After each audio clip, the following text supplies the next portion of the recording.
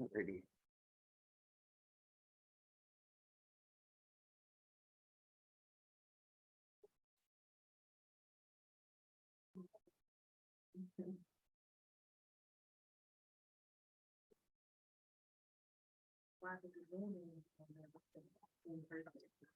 Does it made you more nervous?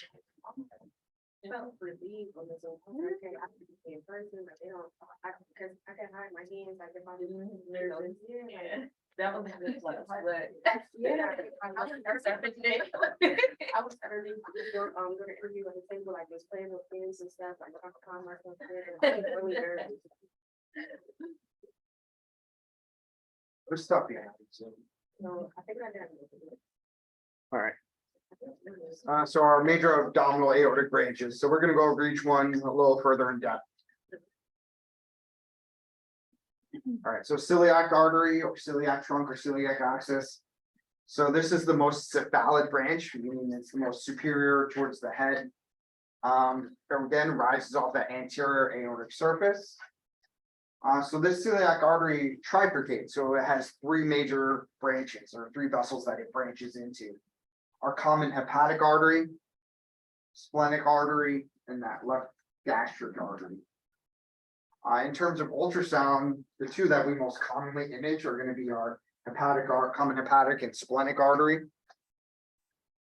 An ultrasound is best seen when we're in transverse on that aorta, and it forms this distinctive T shape, the common hepatic and the splenic artery. Sometimes you'll hear it referred to as a seagull sign or seagull configuration. Kind of looks like the wings of a bird. When we're imaging this vessel, it should have a low resistant waveform. So there should be a lot of diastolic flow with this. It should be monophasic, low resistant waveform. Why? Because it's bringing blood flow to our organs. It's bringing blood flow to our spleen, our liver, as well as our stomach.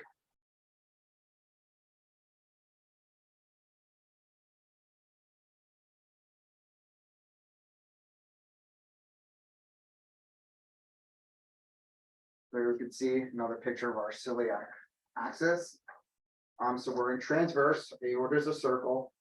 So coming off that aorta is going to be our celiac artery. And then we have our branch, our common hepatic artery going on to the patient's right towards the liver. And then the splenic artery going towards the patient's left.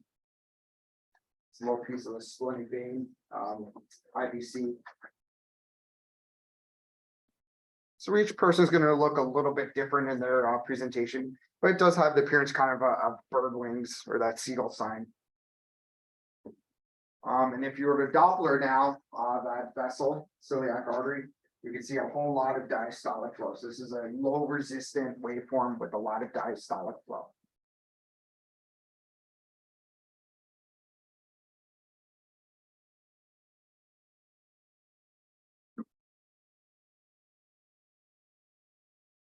Superior mesenteric artery or SMA.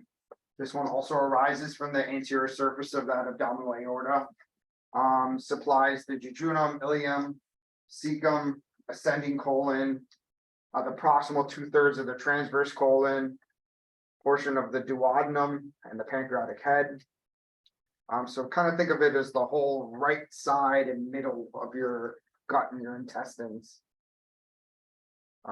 It's easily identified in longitudinal and transverse planes.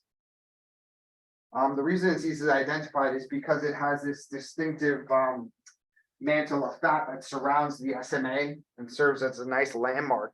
So it almost looks like a bullseye or target sign when you see it on ultrasound. So here's that superior mesenteric artery. So you see this bright echogenic ring around it.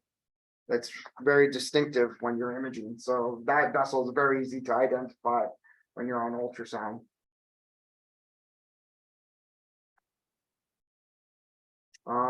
Some more anatomical anatomy. The pancreas and spleen vein lie anterior to the SMA. The left renal vein runs posterior to the SMA. Sometimes you could see turbulent flow near the origin of its aorta. In terms of the flow, when we're Dopplering that vessel, This vessel has the ability to have, change its, flow profile or flow characteristics. If the patient is fasting, if they're preprandial, if they haven't eaten anything, it's gonna have a high resistant waveform or higher resistant waveform, just because the intestines don't need a significant amount of blood supply to digest the food. After you've eaten, if they're postprandial, if they just had a big meal, the intestines need increased blood supply in order to have, aid in digestion. So now that waveform characteristic are gonna change to a more low resistant flow pattern with more diastolic flow. So you know right away whether the patient's fasting or not based on the flow characteristics of that vessel. This is transverse, so we're actually near the head of the pancreas. So this is the pancreas right here, pancreatic tissue. So we can see our superior mesenteric vein, aorta transverse, IVC transverse, splenic vein, which courses anterior to that vessel. So you kind of have to look at this as this is anterior, posterior. Patient's lying on the table now. We're coming transducers on their front, anterior. The distal part of that image is posterior. When we turn in longitudinal or sagittal, and we open up that aorta now, you can see the SMA then coming off that anterior aspect of that aorta, coming towards the transducer, and then it kind of makes a turn and then parallels the aorta.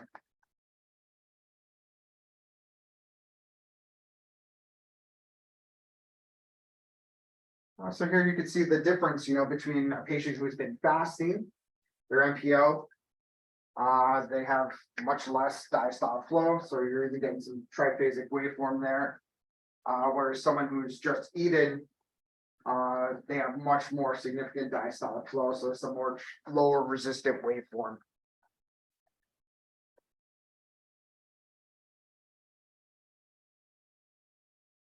Is everyone pretty good at being like, all right, that's high resistant, this is low resistant, kind of, sort of, because I can break that down a little bit more for you guys. Yeah, yes, I got a couple thumbs up. All right.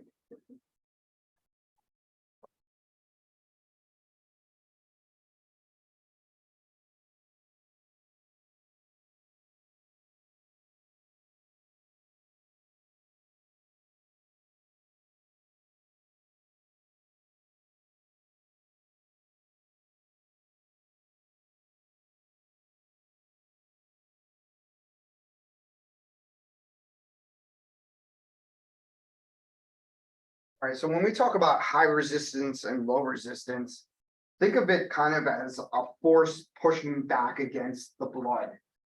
So during systole, the heart squeezes, ejects the blood. So I have my blood accelerating and starts to decelerate. And then once I get into that diastolic portion of my cardiac cycle, if where that blood is going, all right, let me take a step back. The characteristics or waveform are determined by where that blood is going. Where's its final destination? Is it going to be an organ, or is it going to be our peripheral, like our muscles? Or with the peripheral flow that's going to our muscles, those muscles have a high degree of pushback. They're considered what are called high resistant vascular beds. So during that cardiac cycle, we get the blood flow coming in during systole. And then if it's going to our peripheral flow, to our muscles, if we're not exercising, there's going to be a lot of pushback now. So that pushback of that in that arteries is what creates the blood flow starting to go reverse. So we get that pushback from that vasculature going back in reverse. And then during the remainder of diastole, like the blood is still trying to move forward, but it's a reduced amount due to that pushback. So we get less diastolic flow. So it's a high resistance vascular bed. There's a lot of force, a lot of pushback within that vessel. If it's going to your organs, the organs need that flow. So it's almost like a straw wanting to suck that blood forward, So what happens during diastole is the heart pushes that blood forward, but that organ wants it. So it's going to kind of draw it. So it's going to continue it, pulling it forward during diastole. You're not going to get that same pushback. So that's low resistant flow. When you have a lot of diastolic flow, continuous forward flow during that diastolic portion. So again, systole, then we get the pushback, we can get some reversal of flow depending on the degree of that pushback. And then when it's low resistant and the organs are trying to draw that blood flow, systole ejects it forward, then diastole, that organ's continuing to draw it forward as well. So we get low resistant, there's not much pushback from the organs. So this is low resistant. Low resistance. And this is high resistance.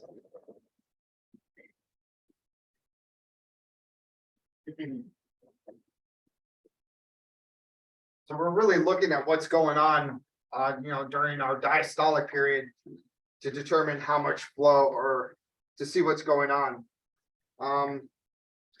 So the higher this is above the baseline, the less resistance it is. So, this is a low resistant waveform, but if I was to do something like,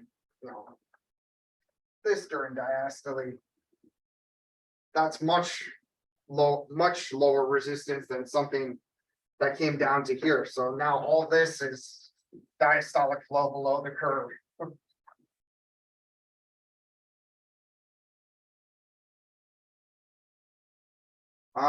We're gonna see in a moment, there's a formula that we use to calculate resistive index.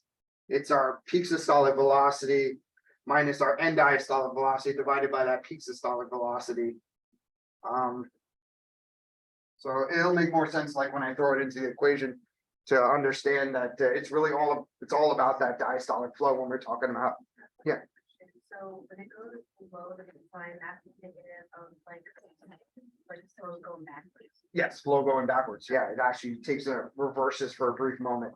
Yeah. Yeah. Where would you see that like high diastolic? Flow? Flow to any organ. Like if we're imaging the carotid arteries, it's not going to be probably that high.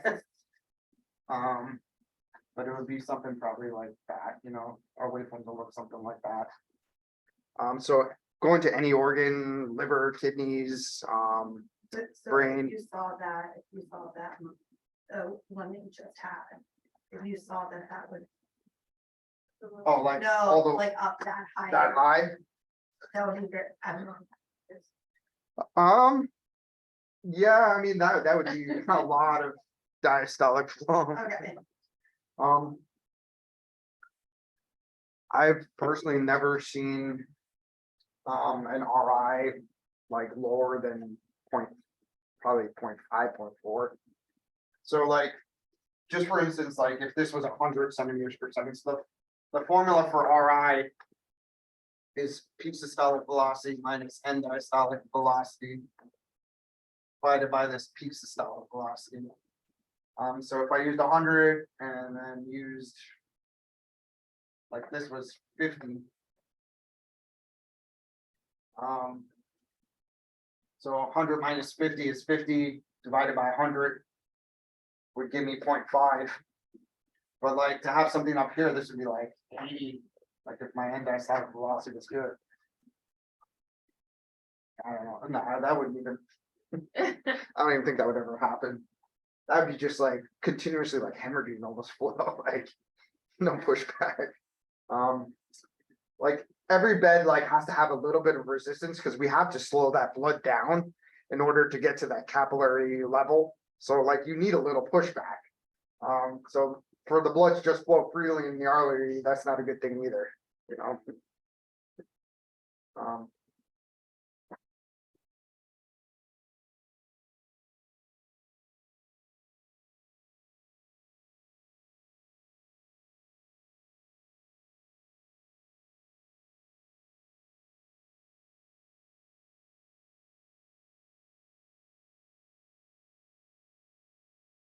So here, in this case, they measured peak systolic velocity, they measured end diastolic velocity, and they put it into their equation and calculated the resistive indice. So let me see, 127. So that's can't do that math.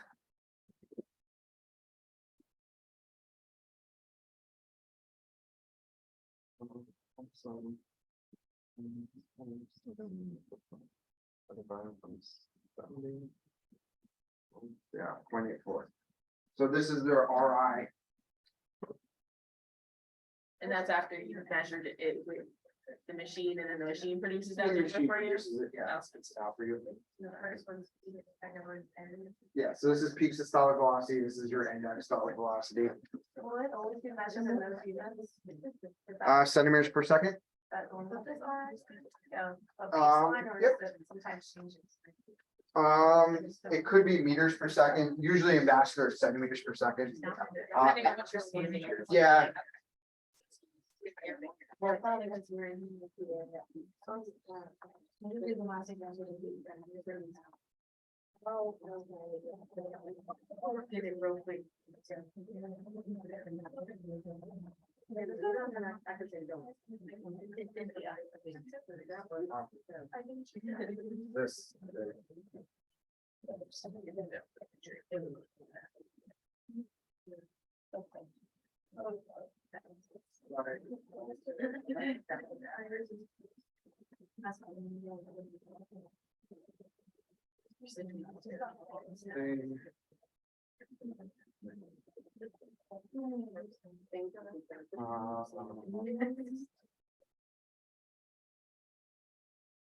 I'm running out of room here. Minus.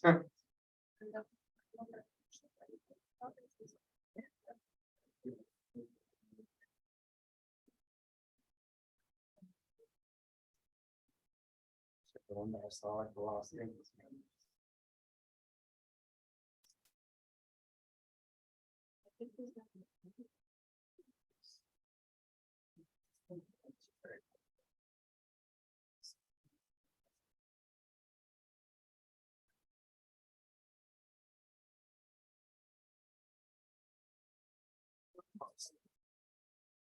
I understand that it's just normal practice, you know. Yeah, but I feel like I don't. What do you like? Yes.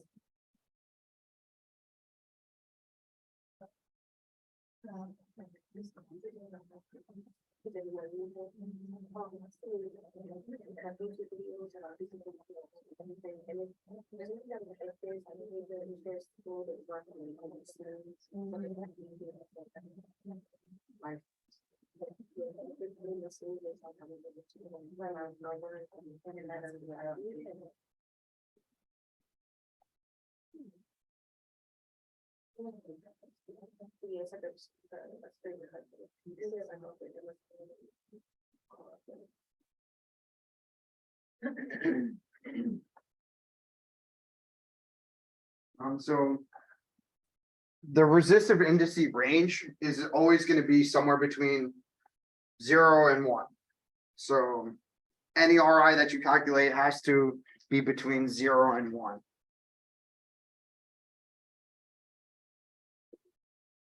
The closer you are to 1, the higher resistant that vessel is. The closer you are to 0, the lower resistance that vessel is. So resistive index, RI equals peak systolic velocity minus end diastolic velocity divided by that peak systolic velocity. The range for resistive indice is between 0 and 1.0.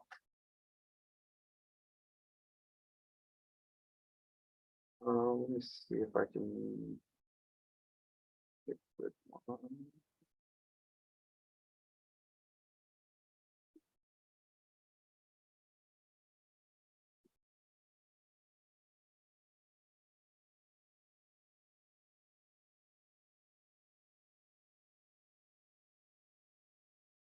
See if I can find one.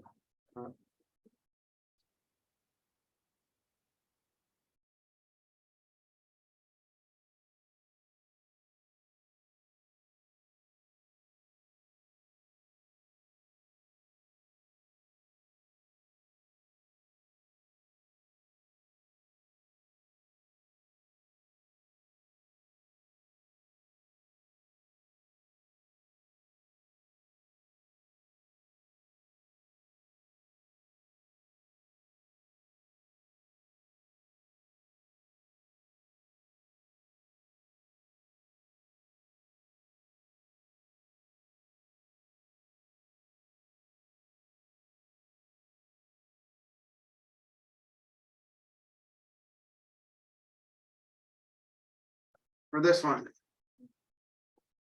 High resistance or low resistance? High, good, yes, everyone high. So my end diastolic velocity is right here, it's right on that baseline, 0. So my end diastolic velocity is 0.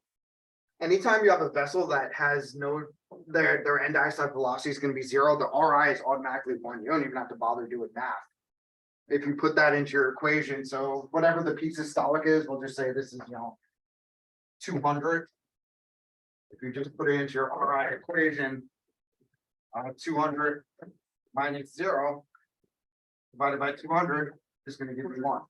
So when your end diastolic velocity is, there's no flow at the end of diastole, and your end diastolic velocity is 0, your RI is automatically 1. So I can look at it and just be like, RI is 1. You don't even have to measure it. So those are easy ones when the end diastolic velocity is 0. You might have waveforms that are just little systolic blips. It might just look like little triangles on there. You just might see something like that. So that's something that's really impeding that blood flow. Something's really pushing back. Maybe there's an obstruction. Maybe the vessel is completely blocked or occluded. Maybe they've got a clot in the artery somewhere that's stopping that blood flow. So systole, yes, the heart's pushing it forward, but during diastole, it's not going anywhere. So that's high resistance. That's very high resistance. That's the highest you can get. When there's no diastolic flow at all, you have an RI of 1. That's, So this also plays a big fact in, like, if you're imaging the carotid arteries or you're imaging a vessel that should be bringing blood flow to an organ, and your resistive indices are going up, that means that something is impeding that blood flow. Maybe there's disease in that organ that isn't allowing blood flow from entering in. So maybe that liver is starting to become fibrotic and stiff, or for instance, like the kidneys are starting to become damaged and they're not functioning properly. Those RIs are going to start going up. So those are early indications of potential disease in these organs. So when we get into doing more of our abdominal vasculature on third semester, we're going to look at those specific RI values and be like, all right, this is starting to indicate the presence of, kidney disease, or starting to represent the beginning stages of fibrosis or liver cirrhosis. So this is why I like Vascular. You can kind of know what's going on in the patient based on the numbers and velocities that you're getting. So you're making diagnoses off, what the waveforms are telling you. So if we're looking at peripheral arteries, going to our extremity muscles, and we're exercising now, our muscles need oxygen for exercise. So that resistive indice is going to change when we're exercising. So we can go from something that's triphasic with a little bit of diastolic flow to something that's more monophasic and lower resistant when we start exercising. So our capillary beds open up, the muscles are trying to draw in that oxygenated blood. They're going to dilate, and that's going to lower that resistance to flow. And we're going to get more diastolic flow. All right. So going back now to renal arteries. So these arise off the aorta slightly below the origin of the SMA. So it's about 1 to 2 centimeters below the level of the SMA is the origin of the renal arteries. The renal arteries, they course posterior to the renal veins. So that means when you're imaging the patient, so if you're coming from the anterior view, you're going to see the renal arteries behind the renal veins. So if I'm imaging, I'll see the renal vein anterior and the renal artery kind of coursing posterior to it. So it looks like it's going to be behind it. Renal vein. And renal artery posterior.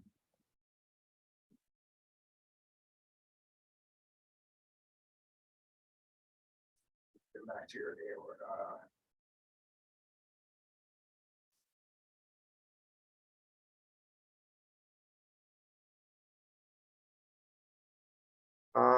The right renal artery. It arises slightly anterolateral, so it's a little more anterior or slightly anterior aspect of the aorta. Courses posterior to the IVC and is longer than the right renal artery. I'm sorry, longer than the left renal artery. Left renal artery is lateral or slightly posterior lateral aspect of the aorta. It's posterior to the body of the pancreas and the splenic vein.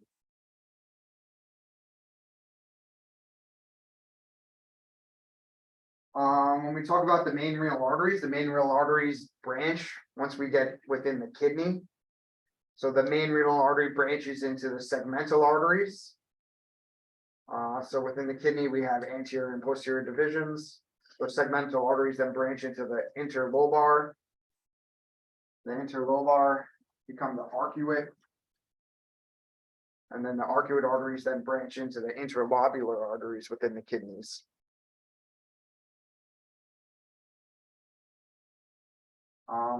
People can have anatomical variants of the renal arteries. So particularly when we talk about duplicated, they such have duplicated renal arteries that might course anterior to the IVC. And then flow pattern for the renal artery should be low resistance. So we should have nice diastolic flow, significant amount of diastolic flow. It's typically RI is less than 0.7.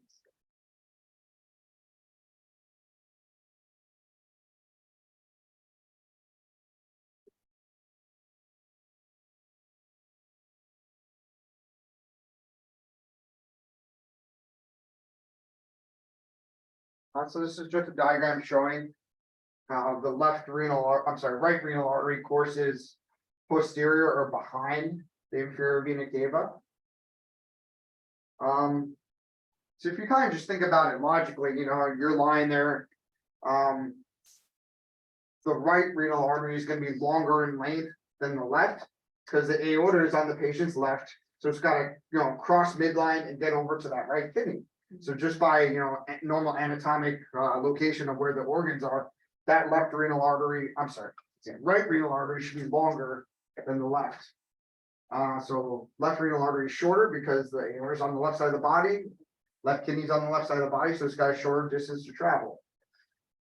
When you get into the renal veins, it's going to be the opposite now. So right renal vein is going to be much shorter than the left renal vein. Left renal vein, you imagine that's go from left kidney, cross midline, get to the IVC on the right.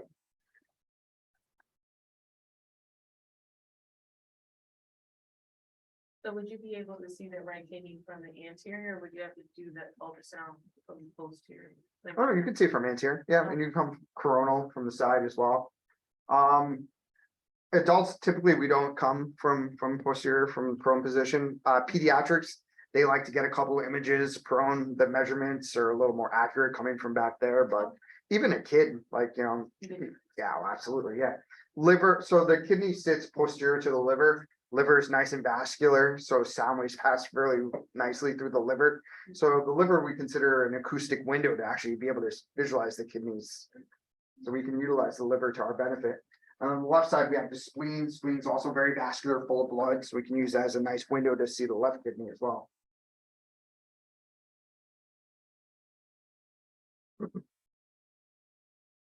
So here's just a transverse view now ultrasound showing renal arteries and veins. So again, we said that the vein looks like it's above or anterior to the arteries. So here's the aorta, here's the IVC. You see the left renal vein, left renal artery. On the right side, this is IVC. The right renal vein is above or anterior to that left right renal artery.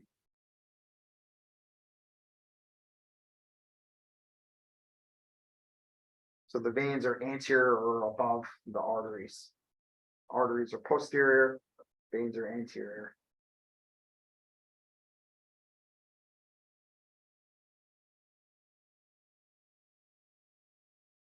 This diagram now is showing the branching within the kidneys. So we have our main renal arteries coming in. And then the main renal arteries then branch into your segmental. So that's the first splitting or branching of that main renal artery. Segmental arteries then branch into your interlobar arteries. So they run between the different lobes of the kidney.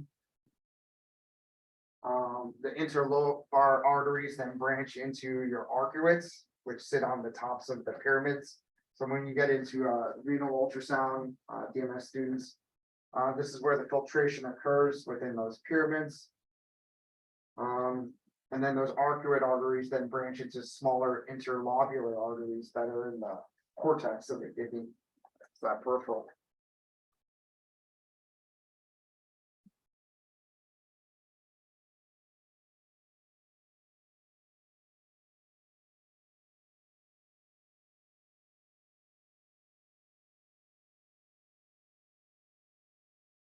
So normal renal artery and vein Doppler waveforms. So normal renal artery exhibits a monophasic, low resistant waveform with continuous flow throughout the axillary. This is what a nice, pretty renal artery waveform should look like. So we should have nice fast upstroke, a lot of nice diastolic flow. I wish they had measured the end diastolic velocity on there so we could calculate an RI, but they didn't. Just kind of eyeballing it there. Probably like 35, maybe 40. 35. So we probably get an RI on that, like probably like 0.6. Renal vein flow shows a little basicity to it. So this is following our respiration, our breathing.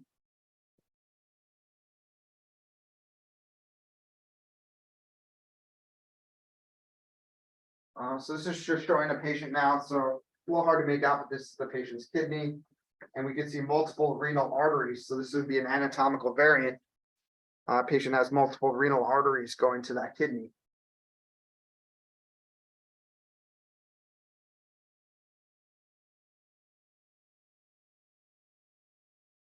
So we're going to be going into abdominal vasculature a little more in depth in subsequent courses, but just kind of get you a little idea. Inferior mesenteric artery.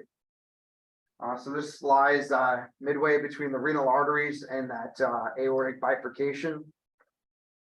So IMA supplies blood flow to the distal colon and proximal rectum. So think of this as, you know, the descending or the left portion of that large intestine now. Locate the vessel heading obliquely. So it comes off the anterolateral aspect, slightly to the left. So this vessel, similar to the SMA, can have different flow patterns based on whether or not that patient is fasting or not. So again, if they're preprandial, if they're fasting, it's going to be high resistance. And if they've eaten a large meal and they're postprandial, it's going to have a low resistant waveform.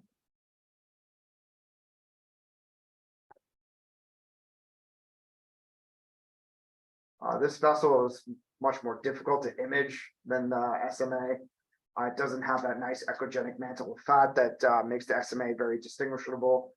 It's also located, depending on the patient's body habitus, it's much smaller and can be a lot more challenging to image, you know, if they're a large obese patient. You can kind of see just on the schematic, just the size difference between IMA and SMA. So SMA is much larger in caliber.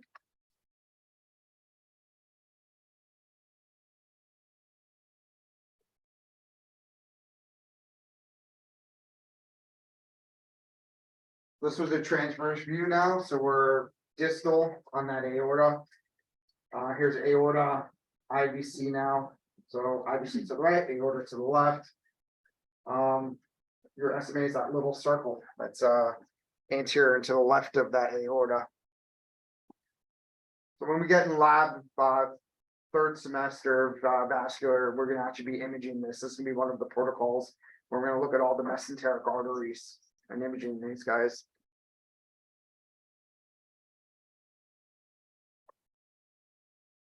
Again, similar to the SMA, when they're fasting, they have a much higher resistant Doppler signal.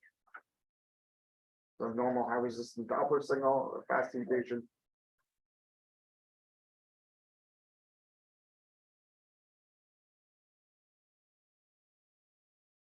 So this diagram is just showing IVC, aorta, the vessels as they're kind of coursing.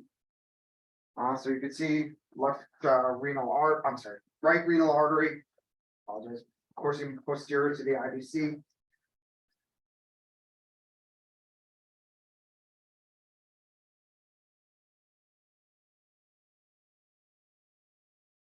So these were just some cross-sectional slices to kind of just give you appreciation, just as we work in our way down the descending aorta. So this is the abdominal aorta. When we start proximal, just how posterior it is, like right above the patient's spine, how deep those vessels really are in a normal patient. So there's aorta and the CT, IVC.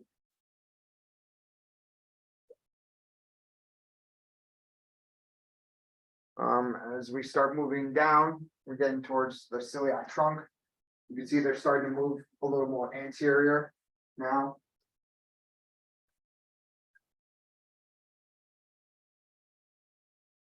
So here's aorta here, the celiac trunk is right in there.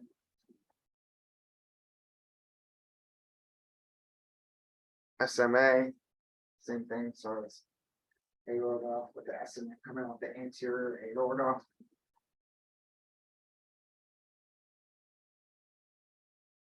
When we get down now to the level of the renal arteries. So here's your aorta. Left renal vein coursing anterior to the aorta. Right renal artery coursing posterior to the IVC. So here's your IVC. Right renal artery coursing posterior to that IVC.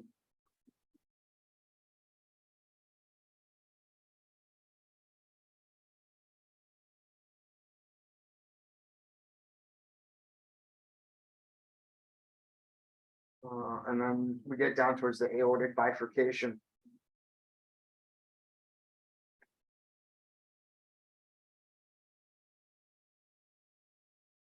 The common iliacs.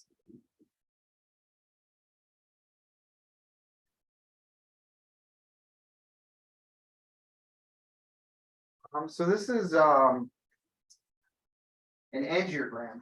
So some of you were asking before what an angiogram looks like.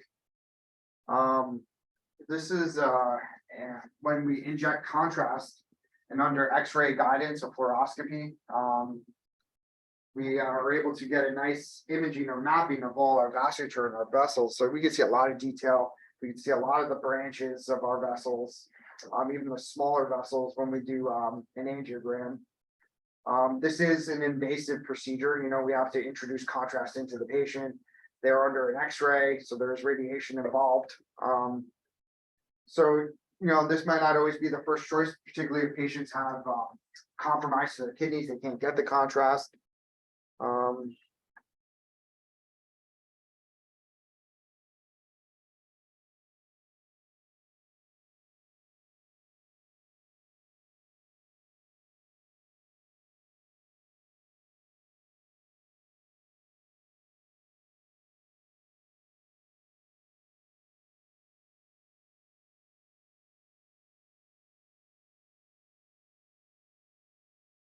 Just something I wanted you guys to know with the abdominal aorta. So this is IVC aorta on the left. The abdominal aorta will actually split or bifurcate before the IVC splits and bifurcates. So this will split more superior or higher up at a higher level than the IVC.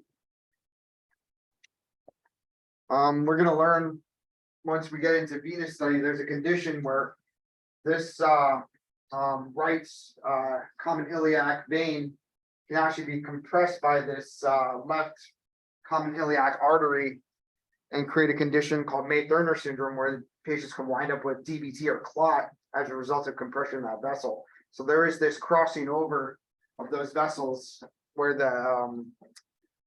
the abdominal aorta bifurcates more superior than the inferior vena cava. All right, hepatic arteries now. So the liver has a dual blood supply. It receives blood flow from both the hepatic artery and the portal vein.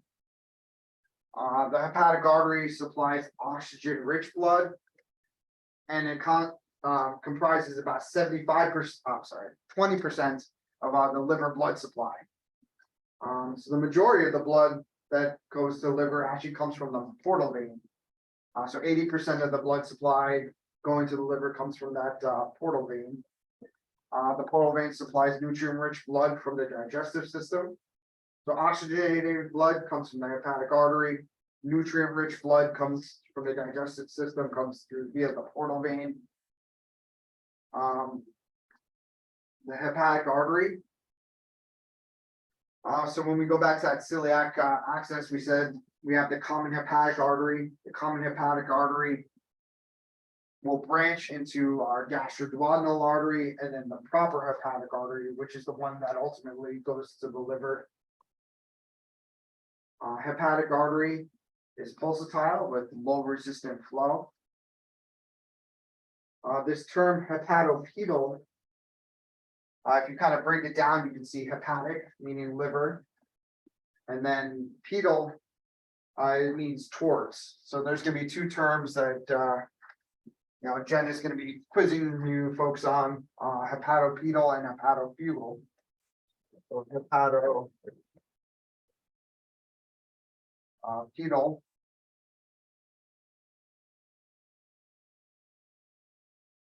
means towards liver.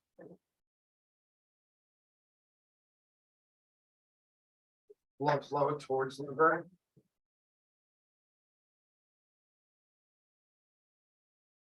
Or into the liver. It's going into the liver, towards the liver. When you see that ending pedal. And then hepatofugal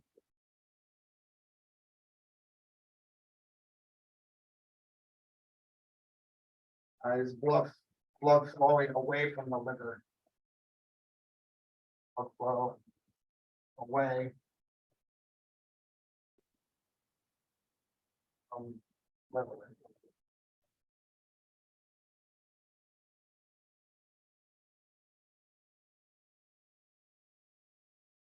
For drainage, so it's draining out of the liver.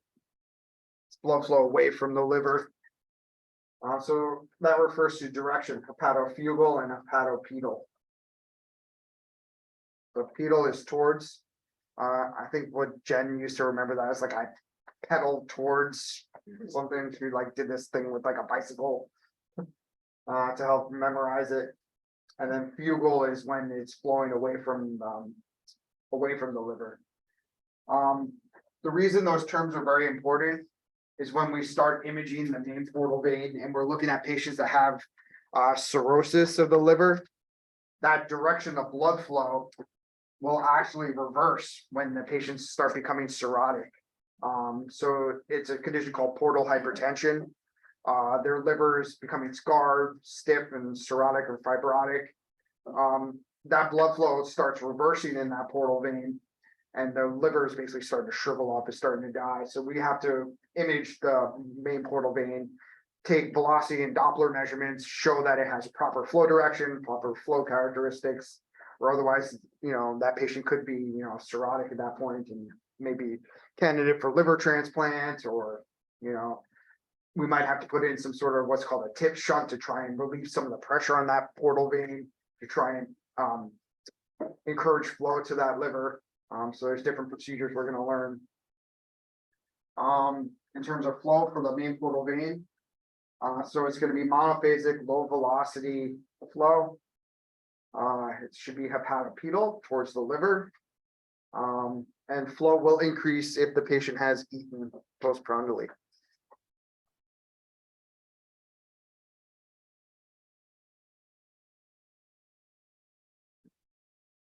Hepatic artery has branches, so you have the proper hepatic artery entering into the liver, and then it branches into your right and left hepatic artery.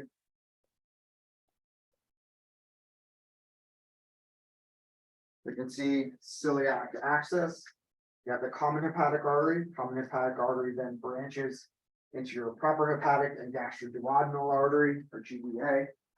That proper hepatic artery continues towards the liver, and then once into the liver, splits into a right and left hepatic artery. So when we start learning liver anatomy, the liver is comprised into two main lobes. We have a right lobe of the liver and then a left lobe of the liver. And then each lobe has a corresponding hepatic artery that feeds it.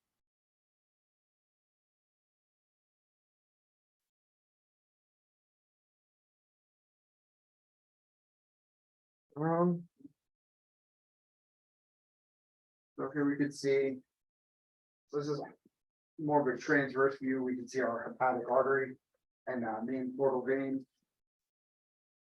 So both of those should be coursing towards the liver. So that's why they're represented with similar color in terms of flow direction. So normal hepatic artery waveform, again, nice low resistant waveform, line diastolic flow, monophasic.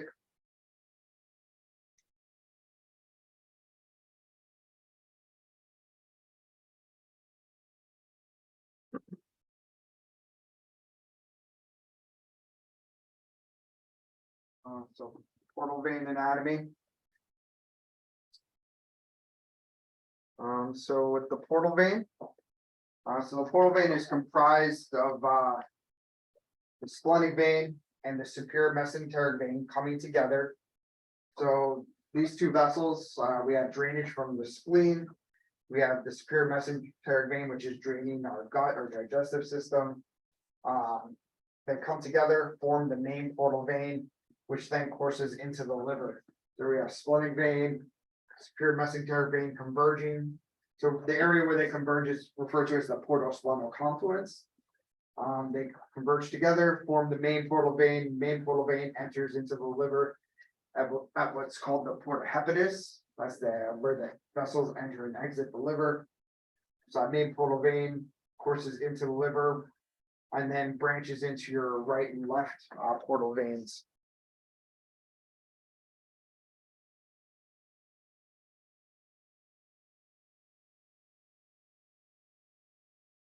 So here's some ultrasound images. So here we can see patient's liver. This is our main portal vein. So it's a little hard to see here, but they have blue as coming towards you. So flow coming towards that transducer. So if our ultrasound beam's coming this way, blood flow is coming up towards it. So that means we have proper flow direction. This is a hepatopedal flow. It's flowing into the liver or towards our transducer. Our main portal vein then looks like it's branching into the right portal vein, and then we're not really seeing the left in this view. So this is now a transverse view. When we're at midline, we can see our abdominal aorta and transverse. It's a circle. IBC to the right. So here we can see this is our superior mesenteric artery now. That echogenic mantle of fat we can see. We have our splenic vein connecting into our main portal vein. So this is transverse now. If we rotate our transducer now into a longitudinal or sagittal view, that IBC now is coursing across the screen. So we know that we're in sagittal. And in this view, we can see now the superior mesenteric vein coming up and connecting to that main portal vein. So it's that same area where those two vessels are coming together. Just depending on your orientation, you'll see different vessels. So in transverse, you see splenic vein connecting to portal vein. In sagittal, you see superior mesenteric vein connecting to portal vein.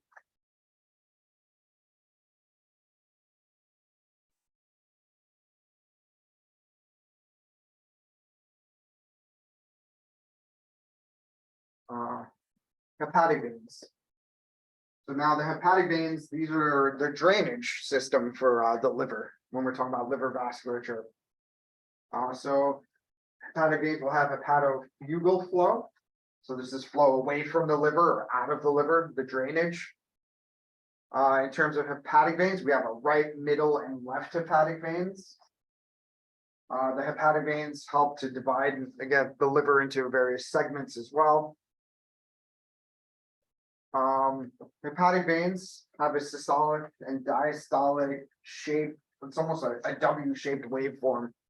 That's very unique to the hepatic veins. Let's see if I got a nice flow. Here we go. So this is what a typical hepatic vein waveform looks like. So we can see some of these, it takes on a W appearance.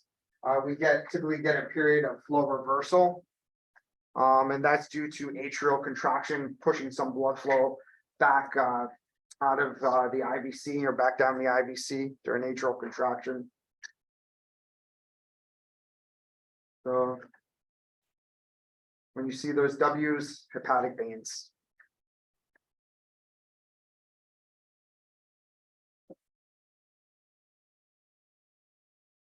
So this is how the hepatic veins appear when we're looking at the liver anatomy.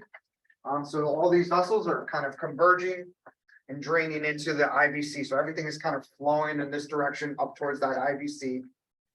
So you have your right lobe of the liver with the right hepatic vein, middle hepatic vein, and then left hepatic vein draining the left lobe of the liver.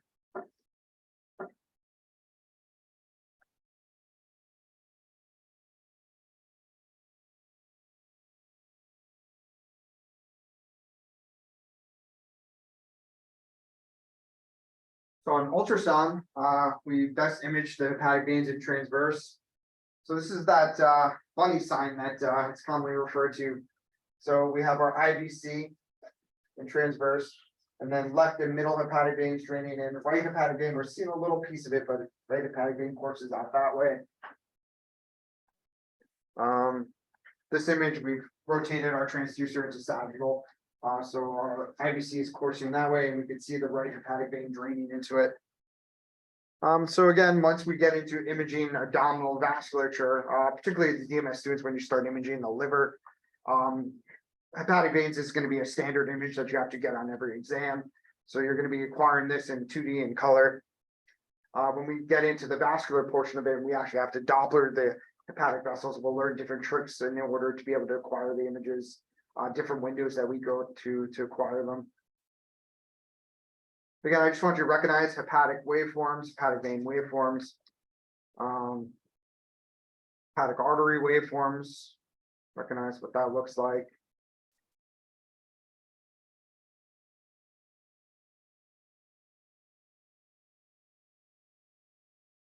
So we'll practice. The answers are on the bottom. I shouldn't have said anything. What do you guys think? So this is like the types of diagrams. So my quiz is you're gonna have to be able to label your diagrams. So it's gonna be something like this, where you have to label, actually probably is gonna be this one, but one of them. Being able to label your vessels.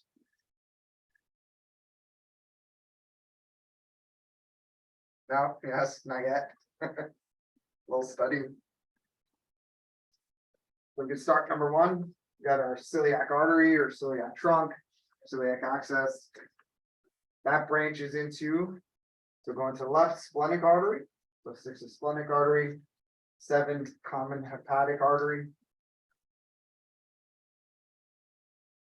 5 looks like it's the right renal artery, which courses posterior for that IVC. 2, we got left renal artery. So when you're tracking these renal arteries and renal veins, make sure you can track it back to either the aorta or IVC. So don't have left renal vein connecting to the aorta. That's incorrect, So just kind of track, see where it goes back to.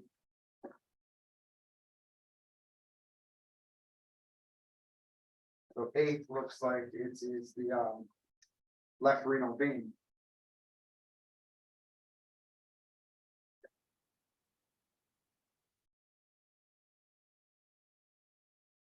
Or our SMA, 3 abdominal aorta, Which one did I say 7 was? 7 is common hepatic artery.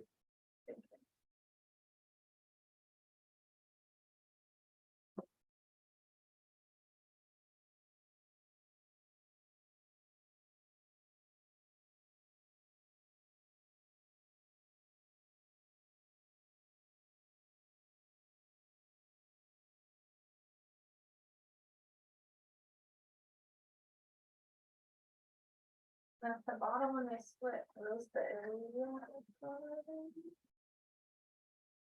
Those two? Yep, so these are common iliac, so it's common iliac. And then the common iliac is then split into internal iliac and external iliac. So this small ones down here, these are the internal iliac arteries, right and left. The internal iliac arteries supply some of the pelvic organs and the musculature of the pelvic floor. The external iliac arteries bring blood flow down to the legs, so these will continue on down towards your legs. You can see, like, once you get past the level of those renal arteries up here, so when we Doppler the aorta in this segment, the majority of that blood flow is going down to your legs, so that's why it's a higher resistant waveform than if we were Dopplering, a segment of the aorta that's above the level of those renal arteries. Because up here, the majority of that blood flow wants to get to the organs.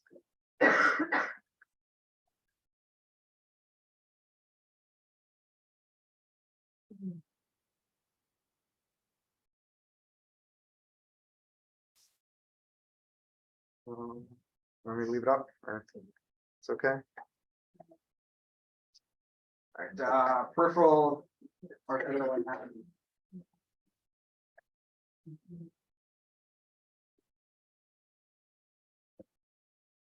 Some basic terminology. So when we talk about in the lab, some terminologies when we refer to the arm. So arm is going to be anywhere between the shoulder and the elbow. I like to just refer to it as upper arm. Upper arm. Forearm refers to the area between the elbow and the wrist. Thigh again between the hip and the knee. Sometimes you might hear leg is just referred to as the portion between the knee and the ankle. I'll always say calf. I hate that term, just saying leg is between the knee and the ankle. So thigh and calf. All right, so arteries.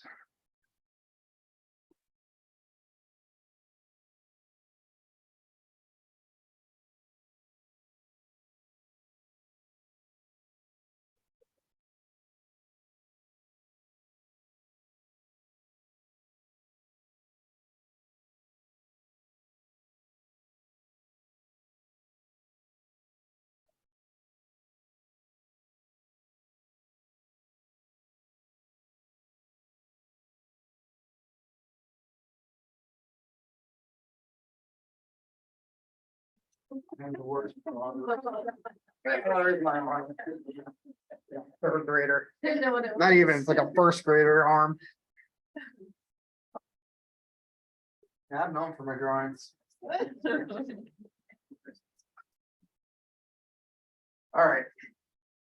So when we start imaging the upper extremity arteries, our exam is going to start with our subclavian artery.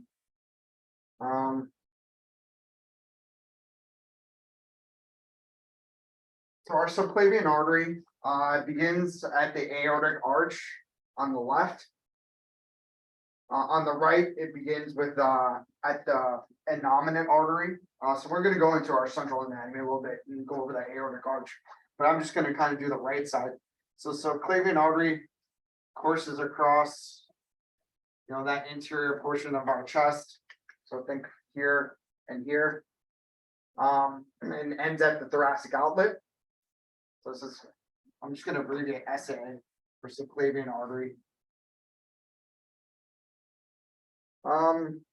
That subclavian artery, once we reach the inner aspect of the thoracic outlet and the teres major muscle, so think of it, the axilla of that armpit, it then changes name and becomes the axillary artery. So now this is our I'm just gonna put an axillary artery. So subclavian artery, axillary artery, and that axilla. Once we make that turn and into our upper arm now, that axillary artery becomes the brachial artery. So brachial artery courses in that upper arm. So this is now VA. So it's really the same highway. You're just kind of changing state lines. So you kind of go from, subclavian artery to axillary artery to brachial artery, just depending on where you are anatomically on that patient. So the brachial artery is a branch of that axillary artery from the teres major muscle to the elbow. So that brachial artery then continues down the upper arm. I'm gonna put an elbow here. So once you get past that antecubital fossa, that elbow, into just the proximal portion of your forearm is when that brachial artery then splits.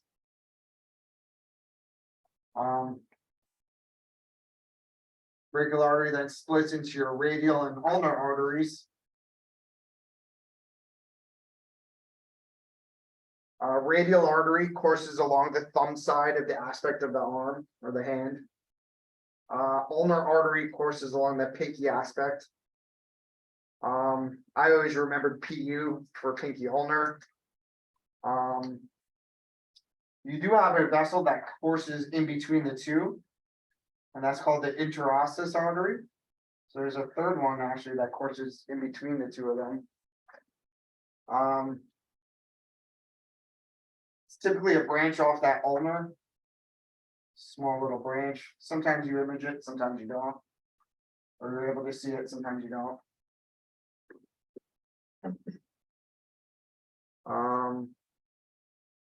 So again, subclavian artery, axillary artery in the axilla becomes the brachial artery in the upper arm, just below the level of that antecubital fossa.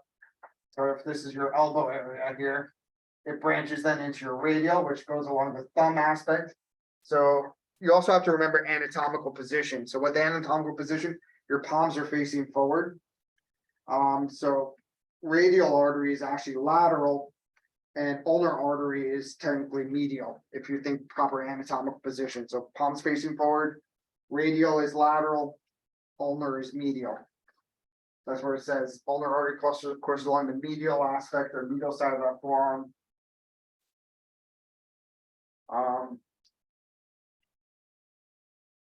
So radial thumb side, lateral, ulnar artery, medial, along the pinky aspect. The superficial and deep palmar arches.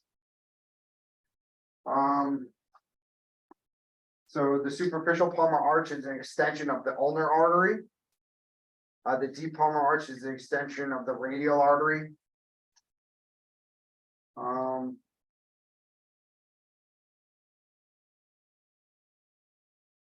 I think someone said they remembered this one as pus. So superficial palmar arch with the ulnar artery, the superficial ulnar. And then the deep palmar arch is extension of the radial artery. So these are now, once you get into the hand, oh, sorry, I did that wrong. So if this is your radial coursing lateral, the deep palmar arch kind of comes around like that. And you have branches that feed the muscles of your hand. That deep palmar arch does have a connection when we get into imaging. The palmar arch connects back to the superficial palmar arch. But then the ulnar then has a superficial palmar arch that comes around as well and feeds vessels of the hand. So those are your palmar arches within the hand.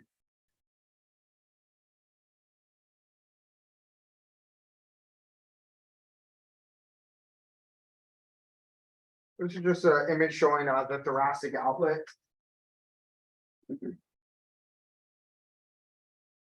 So the reason this is important is because there's a condition called thoracic outlet syndrome. So we're gonna go. This is just little introduction, but we're gonna learn more about thoracic outlet syndrome, because this is one of the tests that we do is to rule out this condition. So the thoracic outlet, you can potentially have compression of your vessels as well as the nerve by this pectoralis minus muscle and the first rib. So this muscle can potentially compress the rib. So in certain patients, certain motions or positions could potentially cause compression of the vessels and the nerve, cause issues with circulation as well as nerve pain. And then it's a pretty major surgery to try and correct this thoracic outlet syndrome. You actually have to go in and remove the rib to kind of free up that thoracic outlet.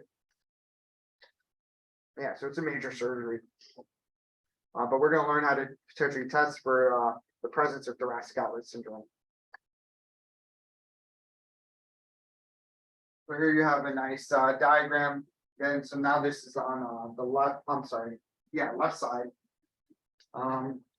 So in terms of the aortic arch, the left subclavian is a branch off that aortic arch. So we have left subclavian, then we get into the left axillary, and then we have brachial. I'm sorry, if we're down in here, brachial. So subclavian, axillary, and the axilla, brachial in that upper arm. Once we get past that antecubital fossa is when that brachial branches or bifurcates. Radial artery running lateral towards that thumb. Medial is the ulnar artery.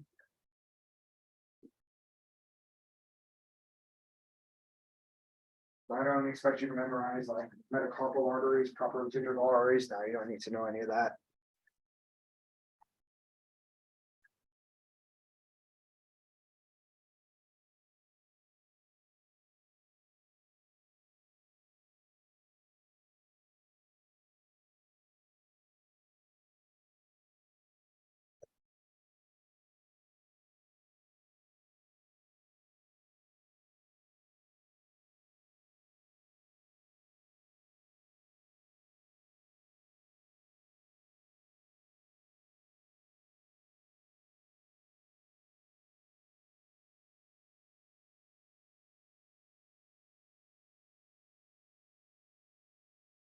So just another diagram just showing our upper extremity arteries, the branching. So now this is right side or right upper extremity.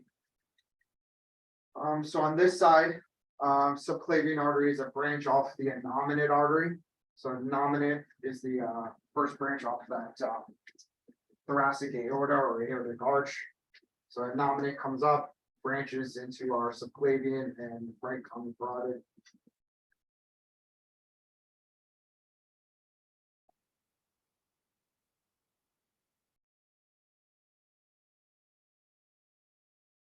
So here we got some peripheral arterial waveforms now. So just looking at subclavian artery, brachial artery, proximal brachial artery, so higher up in that upper arm.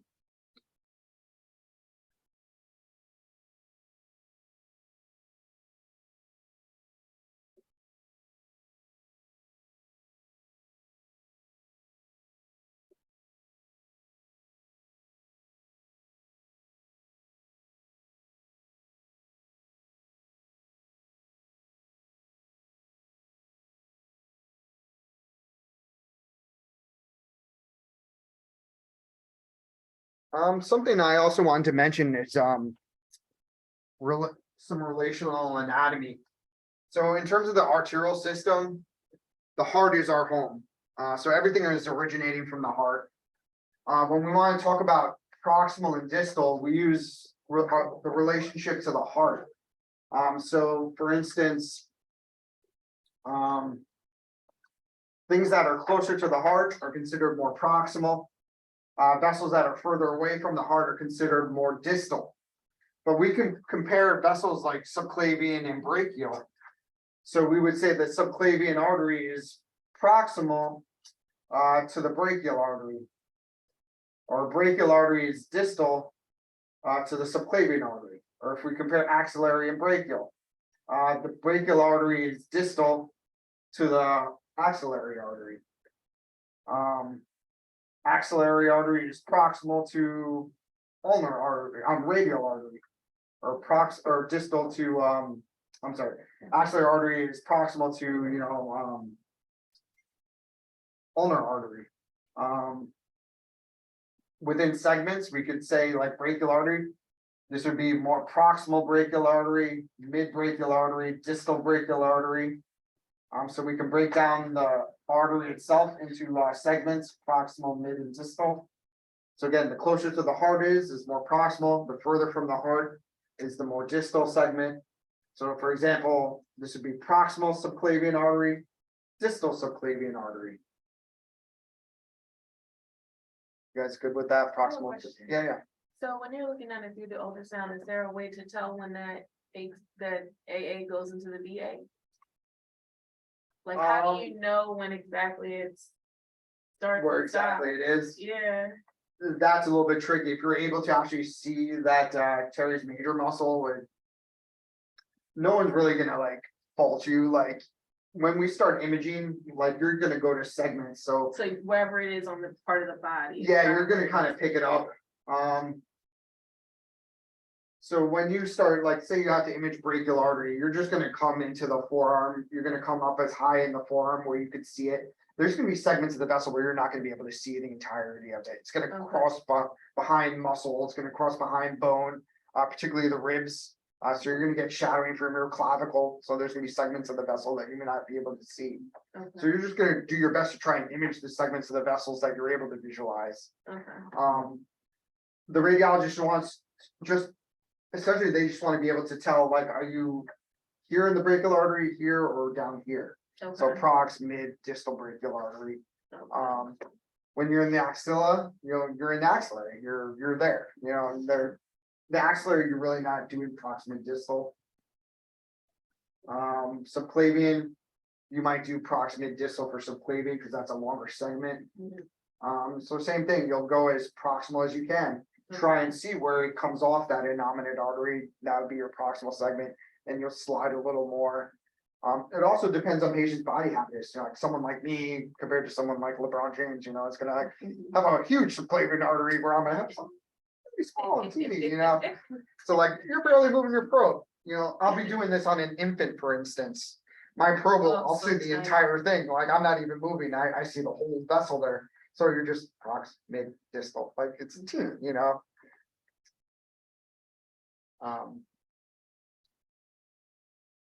So what I really want to take away from this, looking at this, you could see how these are all high resistant waveforms. Very little diastolic flow. When you get into that radial artery, RI is 1. I don't see any diastolic flow during that diastole. Even up here, and diastolic velocity, 0. So RI is 1. So these are all high resistant waveforms. So this is normal. This is what we expect to see. Very fast upstroke comes to a very sharp peak. So if I were to touch this, it's like a needle. I can poke my hand. So these are all healthy waveforms. When we start seeing disease in these waveforms, we start losing the sharp peaks. They start becoming a little more broad. We wind up with more diastolic flow. Like we'll get into that when we start getting into determining peripheral arterial disease. But I just want you guys to recognize, what the waveforms, peripheral arterial waveforms should look like. So this is just an angiogram showing, again, upper extremity arteries. How with that angiogram or arteriogram, we can get a much more detailed picture of the vessels than we can with ultrasound. So this is why this is considered our gold standard when it comes to imaging vessels. But again, involves contrast. It's an invasive procedure, utilizes radiation, so it's not always an option. Upper extremity arteries. So now this is brachial artery coming down and then branching into ulnar and radial arteries. With that interosseous artery kind of in between that branch of that ulnar and kind of splitting. Another angiogram showing the deep palmar arch and the superficial palmar arches, and some of them metacarpal arteries, digital arteries.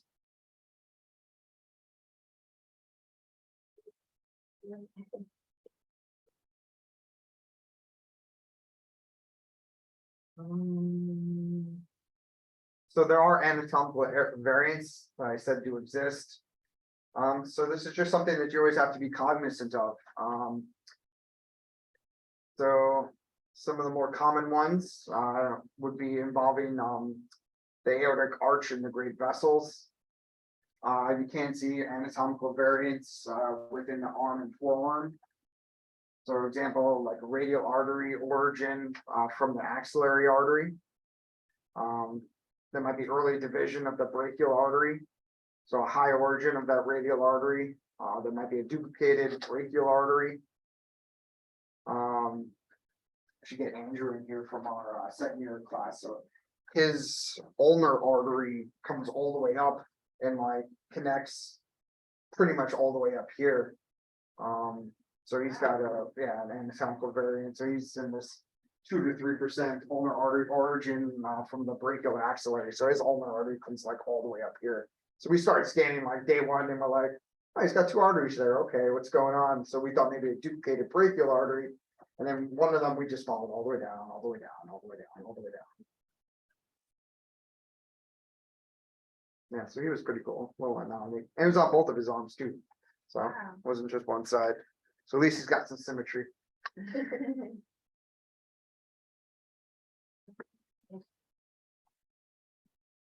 So here is just again an anatomical variant with a high radial artery origin. So when they did the angiogram, you saw brachial artery, and there was no bifurcation when you get down to where you normally expect it. It just continues into ulnar artery, where the radial artery is just going all the way up the arm, all the way up the arm, and the origin is probably somewhere, way up there. You can see the origin of the radial artery is high up here, up the brachial artery.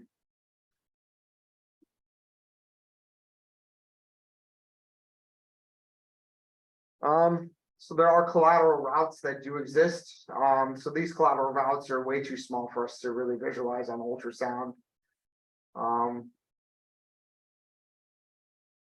So in this case, patient did an angiogram. They were checking this for blood flow. So his brachial artery filled with contrast, the ulnar artery and interossous artery filled with contrast. So they're patent, blood flow is getting through, but we don't see any radial artery. So in this case, his radial artery was blocked, but we do see some small trunks or some small collaterals off that radial artery that are still patent.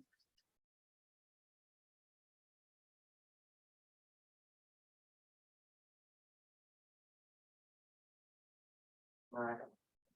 What do you think? We do upper arms? Yeah. Yeah, good. 1 subclavian, 5.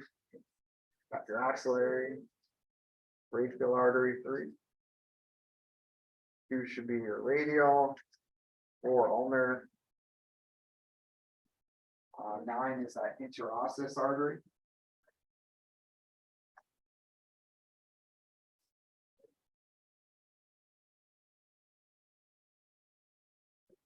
7 is deep. 6 is superficial. 8 is digital artery.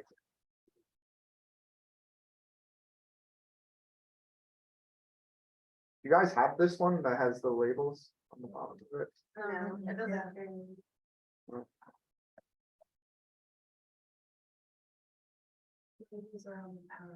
On the PowerPoint version. All right.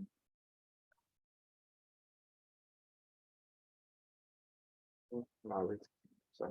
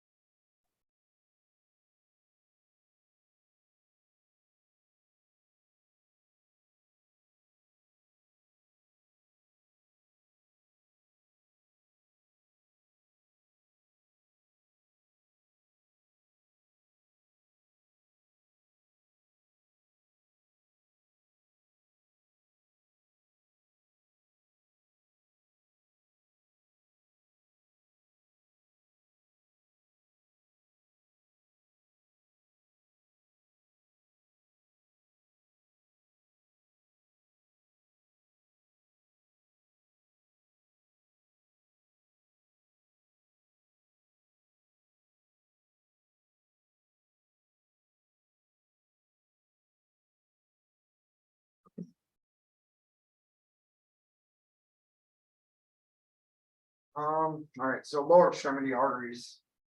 So we said the abdominal aorta bifurcates or splits into our common iliac arteries. The common iliac arteries will then split into internal and external iliac arteries. So another name for that internal iliac artery is also referred to as the hypogastric artery. So you might see that in some of the literature or textbooks. So internal iliac can also be called the hypogastric artery. External iliac is the one that continues on down towards the legs. Internal iliac or the hypogastric artery supplies again the pelvic organs as well as the muscles of the pelvic floor.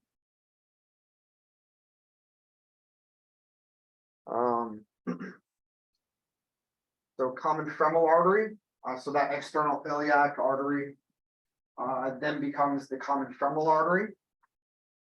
So in our groin, we have something called the inguinal ligament. So I'm just going to kind of draw this as our inguinal ligament. So that inguinal ligament is that demarcation zone between the common femoral artery and the external iliac artery. So proximal or superior to that inguinal ligament is external iliac artery, EIA. This is kind of going up the leg. And then below that, we got the common femoral artery. The inguinal ligament, inguinal ligament.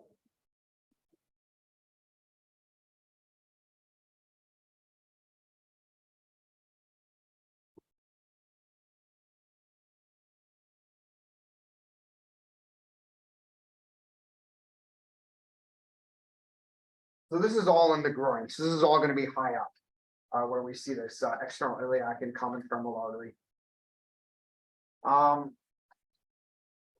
Still in the groin, that common femoral is then going to split into SFA or superficial femoral artery, and then the deep femoral artery, or also called the profundus or profundifemoris artery.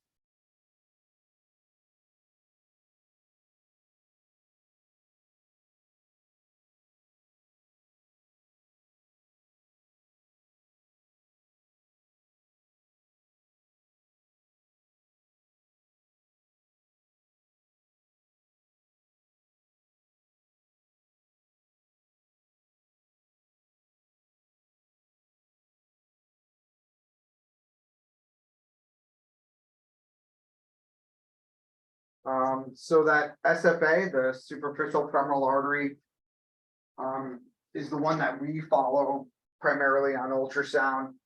It's going to continue down the thigh. And then once we get behind the knee, that SFA becomes the popliteal artery. This deep femoral artery, the profunda, it can provide a collateral pathway when the SFA is obstructed or occluded. But this one will branch and kind of run more lateral along the outside of the leg. And that one we don't typically follow unless we're concerned about, particular disease in that. Maybe it's a follow-up to some sort of angiogram, but those are typically very difficult to track and image. So that SFA is in the thigh. Once we get behind the knee, then it becomes popliteal. So we'll kind of do our branches or segments. So SFA, and then the thigh, popliteal in the knee.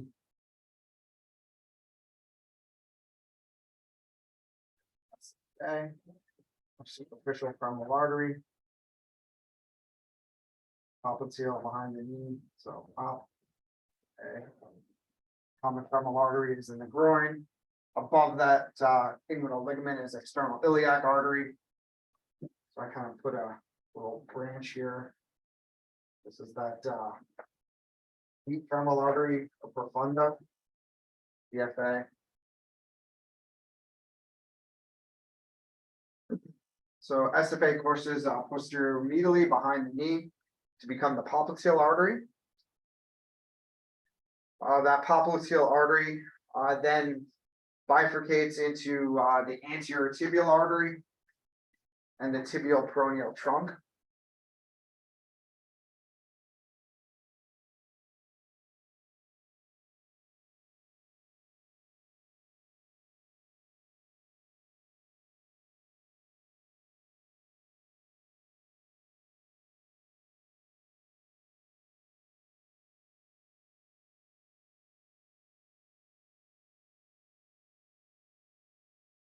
So that popliteal artery then split into our anterior tibial arteries. I'm just gonna put like an ATA here.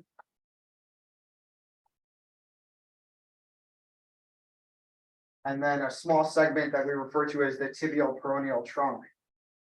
This little guy here is gonna be your tibial peroneal trunk. In the lab, we just kind of refer to it as the trunk. We just say, all right, get an image of the trunk. This is the tibial peroneal trunk. That tibial peroneal trunk, once we get into the calf, or the proximal part of the calf, splits into your posterior tibial artery and your peroneal artery. Posterior tibial artery is in the medial calf, posterior to the medial malleolus. It forms the medial and lateral plantar arteries. Peroneal artery is near the posterior aspect of the fibula and ends near the lateral malleolus. And then in the foot, we have the plantar arteries and the digital arteries.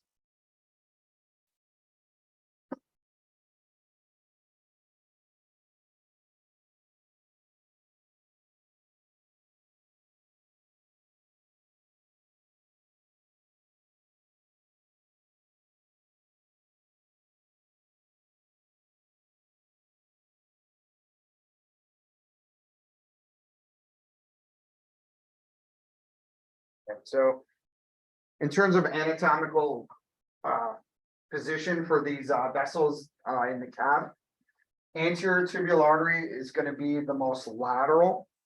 So if you kind of look at this is the patient's right leg, ATA is going to be the most lateral. So ATA, most lateral.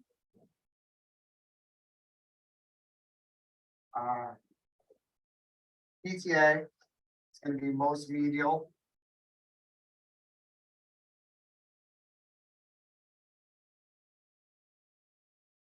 And peroneal is going to be in between.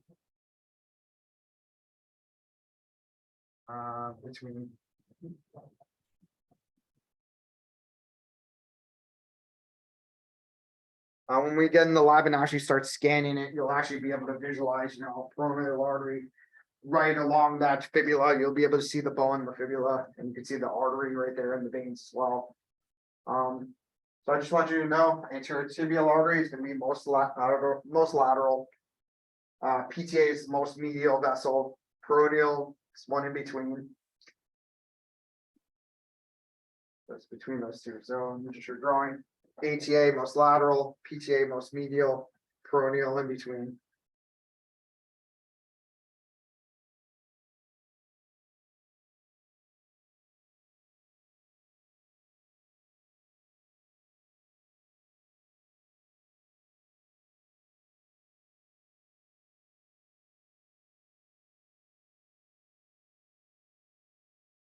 Kind of get a good idea on this picture too. Posterior tibial and most medial, peroneal in between. ATA would kind of be coursing, but we don't see it here because of the bones blocking it. But this is an anterior view.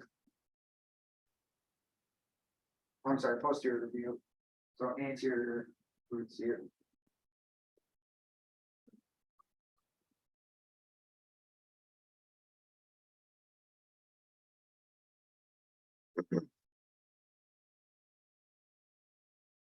So there's a segment in the thigh that's referred to as the abductor canal. So this is where the abductor muscles are located. So within this abductor canal is where the femoral, the superficial femoral artery courses. First, you're basically like about the distal 2/3 of that thigh. Within that segment of the abductor canal is where you'll encounter most of your blockages or stenoses of that femoral artery due to compression of that vessel. So these are just some more detailed anatomical drawings. This is more for your reference. I don't expect you guys to be labeling a lot of these very complex ones. So just the major vessels that we discussed.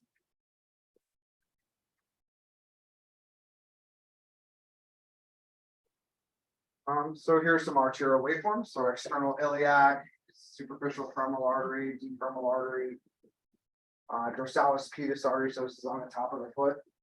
So again, these are all triphasic, high resistant waveforms. So these are nice, healthy looking arterial waveforms. We have a nice open spectral window, a nice clear spectral window, nice tight spectral envelope. So these are all healthy, good looking waveforms. And high resistance.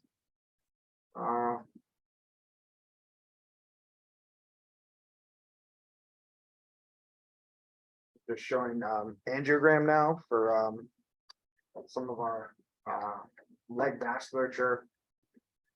So again, there are additional arteries that we don't necessarily image as part of our standard protocol, but they do exist.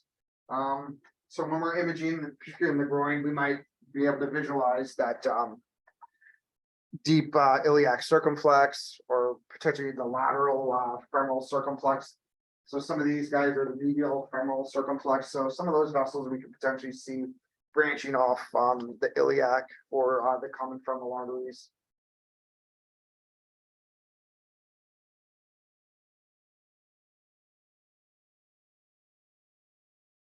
Again, just kind of getting down into the lower extremities. So now we're down in the thigh and the knee for popliteal.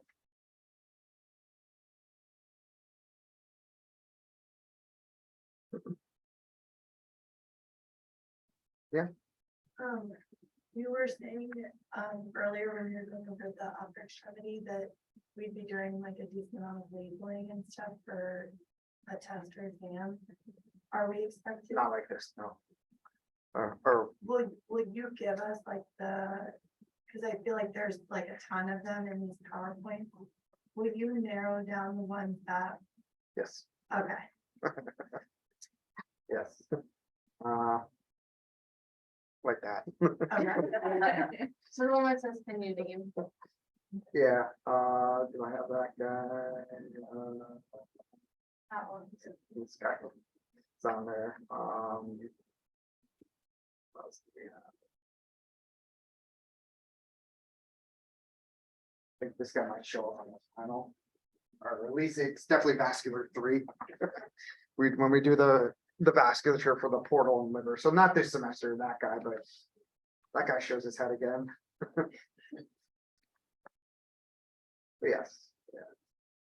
Like stuff like this, no, you don't have to worry about that. That's too Oh. detailed. Yeah.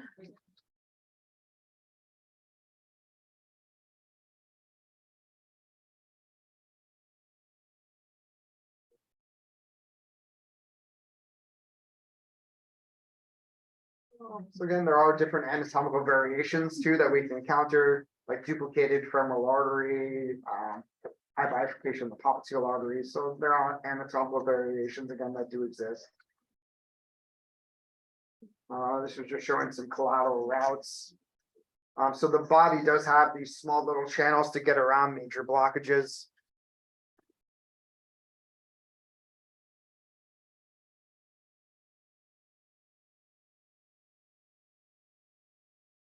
There you go.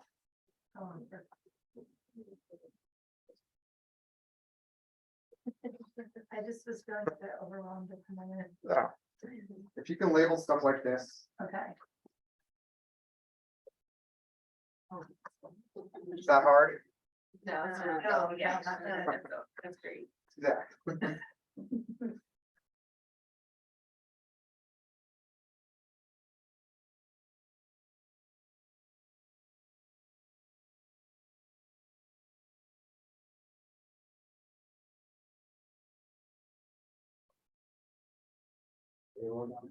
Downward aorta, common iliac, internal iliac artery, external iliac artery. So there's our ignorant ligament.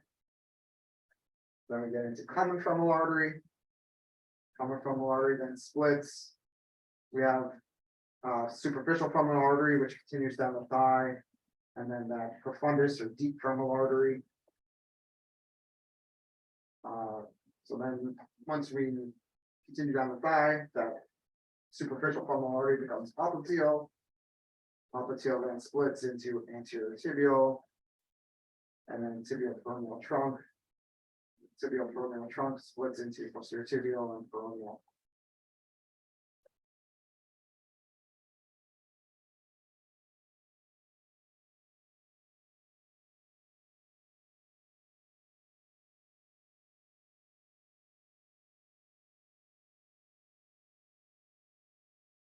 Sounds even hard to read.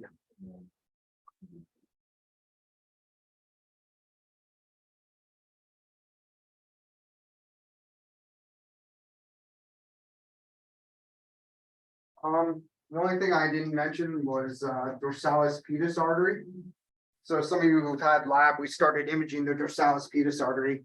That is an extension of the anterior tibial artery. So the anterior tibial artery comes along the lateral aspect of the leg towards the top of the foot.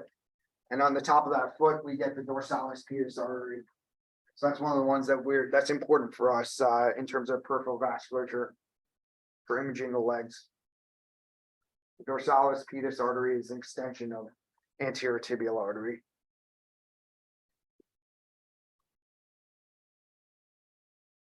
Cerebrovascular and intracranial.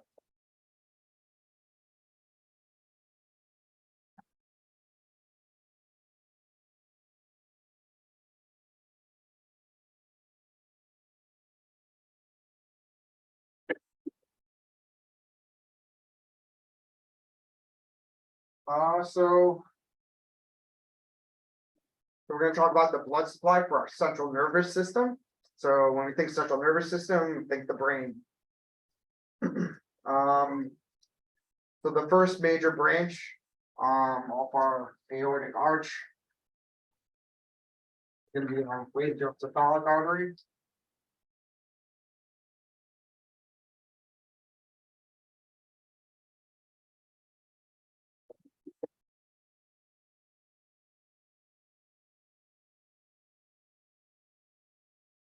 So that innominate or brachiocephalic artery is the first major branch off our aortic arch. That brachiocephalic artery branches into the right subclavian, which goes out that way, and then right common carotid artery, which goes up to our brain. This is right CTA, right common carotid artery. It's right subclavian. Say right subclavian artery.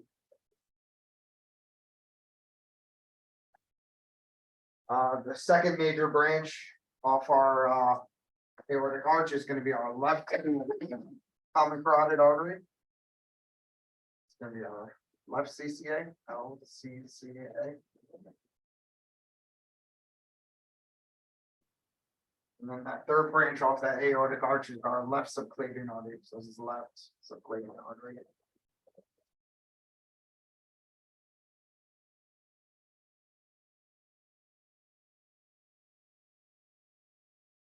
So our common carotid arteries on either side are our major supply of blood flow to our central nervous system, to our brain.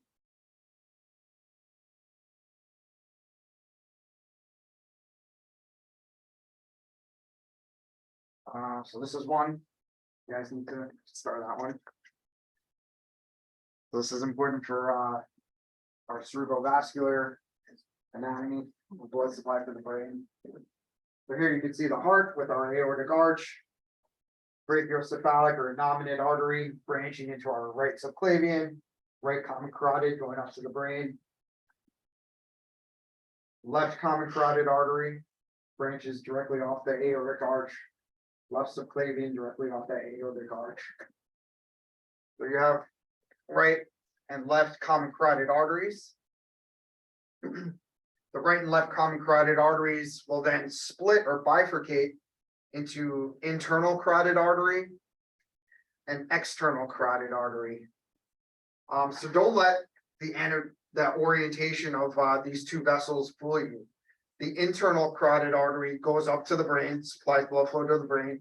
The external carotid artery supplies the muscles of the face, but I'm always gonna give you a picture with the external carotid artery having a little branch on it like this to help you differentiate it. So the external carotid artery supplies the muscles of the face and has a whole bunch of branches that we were able to see on ultrasound. So external carotid artery, if you see a little branch with it, it's the ECA, external carotid artery. ICA does not have any branches and actually doesn't branch until we're actually in the brain. So the first branch of that ICA is actually within the brain. So ICA, internal carotid artery, brings blood flow directly to the brain. ECA brings blood flow to some of our glands as well as primarily the muscles of our face.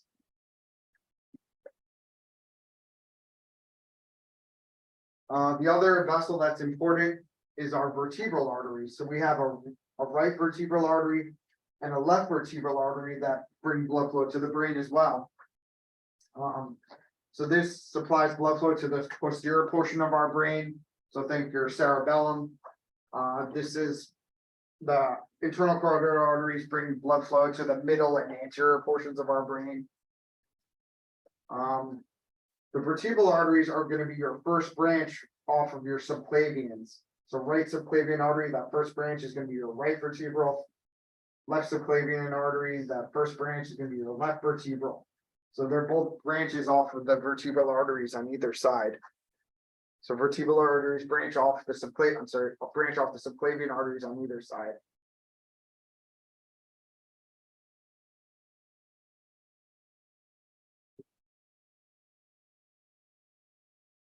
Can you repeat where you said the vertebral? Vertebral. Vertebral, So it's artery supply. to the posterior portion of the brain. So think like cerebellum, like the posterior portions of the brain. Next semester when we start doing cerebral vascular ultrasound and scanning, we're going to learn like the different stroke symptoms and how they differentiate depending on the portion of the brain that's affected. So patients who have stroke symptoms where they have loss of muscle coordination, like, they can't touch their finger to their nose, or, you hold a pen out, you tell them to grab it, or they got abnormal gait or balance. That's most likely posterior circulatory symptoms. So it might be a blockage or occlusion in the vertebral arteries, or it might be, they might have like, somewhere along that line, some sort of stenosis in the vertebral arteries, maybe intracranial. Whereas like, if you have like issues with speech or symptoms that have to do with, well, I don't want to get too involved in that, but we'll learn about like, the different territories of the brain and the different symptoms that are associated. And we can kind of pinpoint, all right, it's probably the right ICA, or it's probably the left ICA, or it's probably the right vertebral or left vertebral, depending on the patient's symptoms.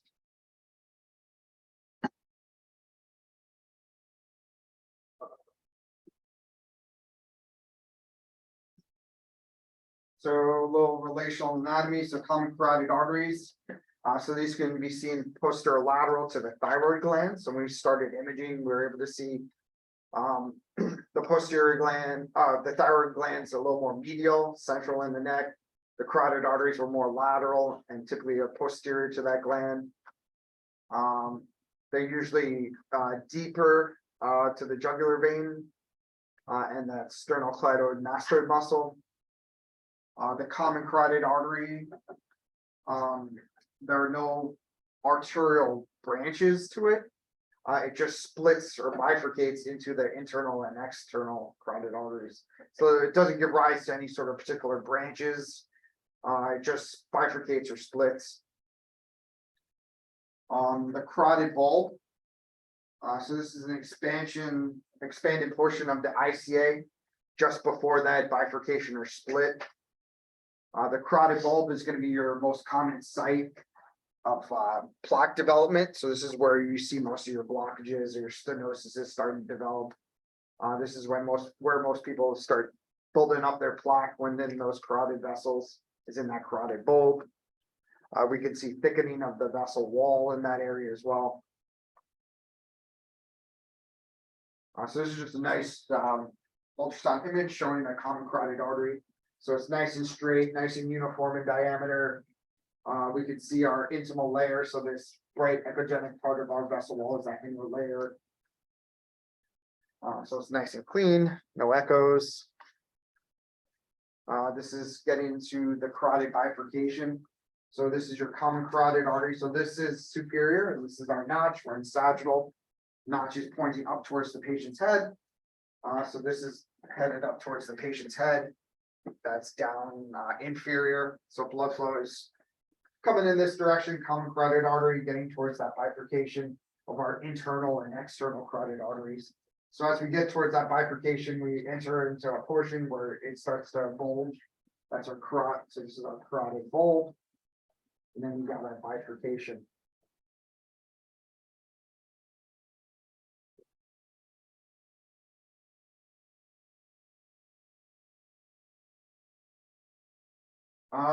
So internal carotid artery, typically it's larger and more lateral and supplies most of the anterior cerebrum.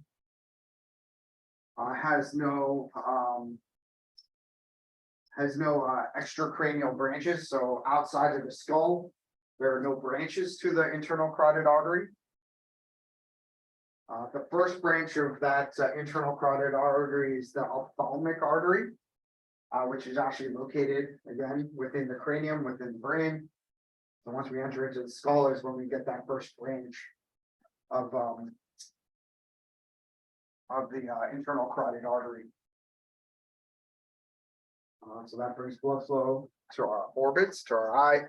So that's why patients who have vision disturbances, we can locate or basically pinpoint which vessel is probably affected.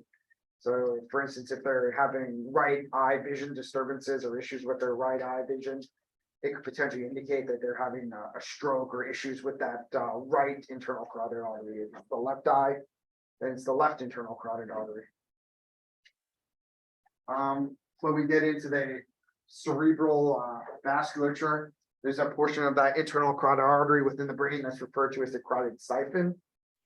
The carotid artery then splits into anterior cerebral, middle cerebral arteries.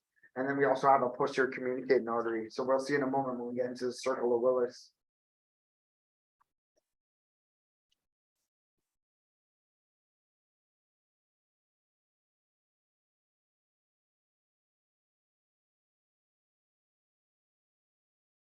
So external carotid artery is smaller and more medial.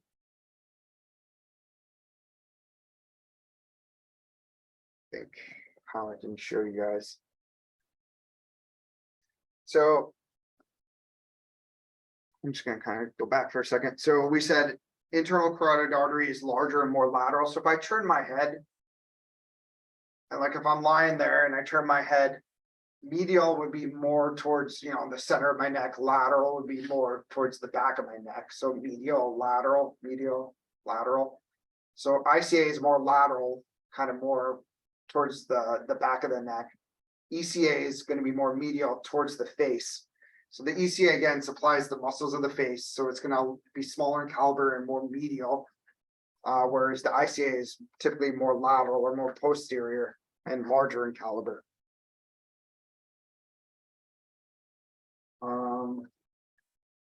Again, it's more oriented more anteriorly towards the face. The ECA, the external carotid artery, supplies blood flow to the neck, the scalp, the face. And this vessel has multiple branches that we can see that exist outside of the skull.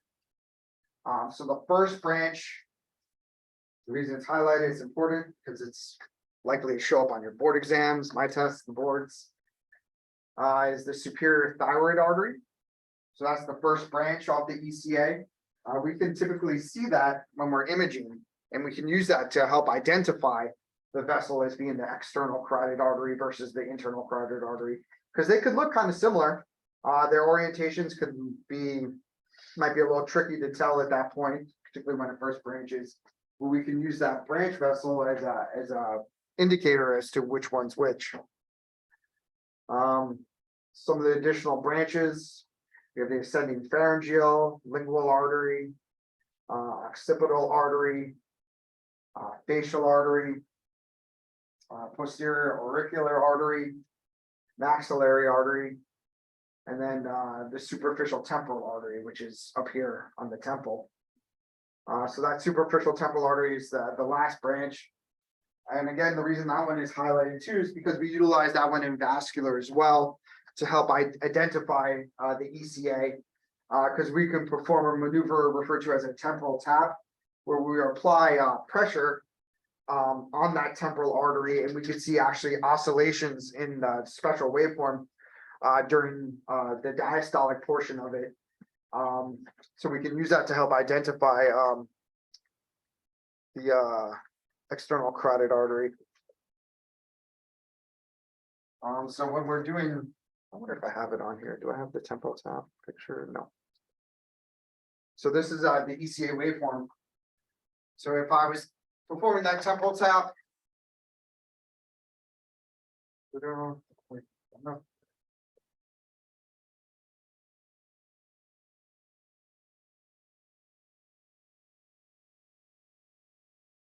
when I do the temporal tap, you can put TTT here, I can see little ripples in that diastolic portion when I'm doing like this during diastole. I can prove that that's the ECA by doing this temporal tap. So that's why we utilize that superficial femoral artery. Superficial temporal artery.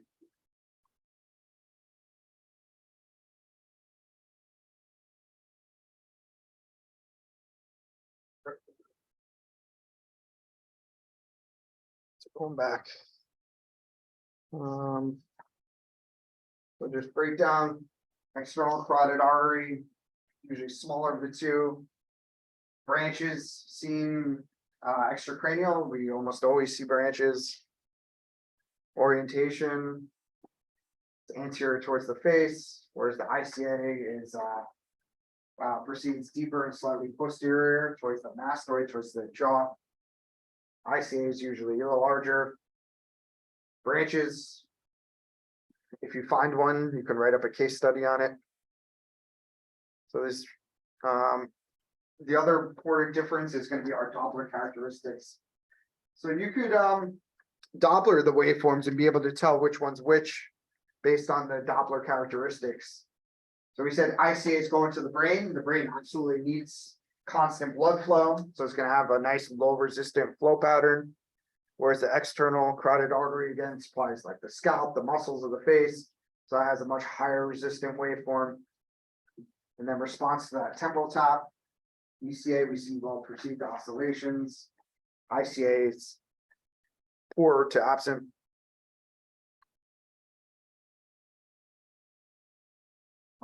So this was patients and we're in transverse seeing ECA and ICA. So the reason I have this here is because since the ECA is high resistance, it could potentially have that momentary period where there's either flow reversal or even no flow during that diastolic cycle. Whereas the ICA is always going to have color flow in it because it should always have that forward diastolic flow. So ICA has continuous flow, whereas the ECA, the flow may be intermittent.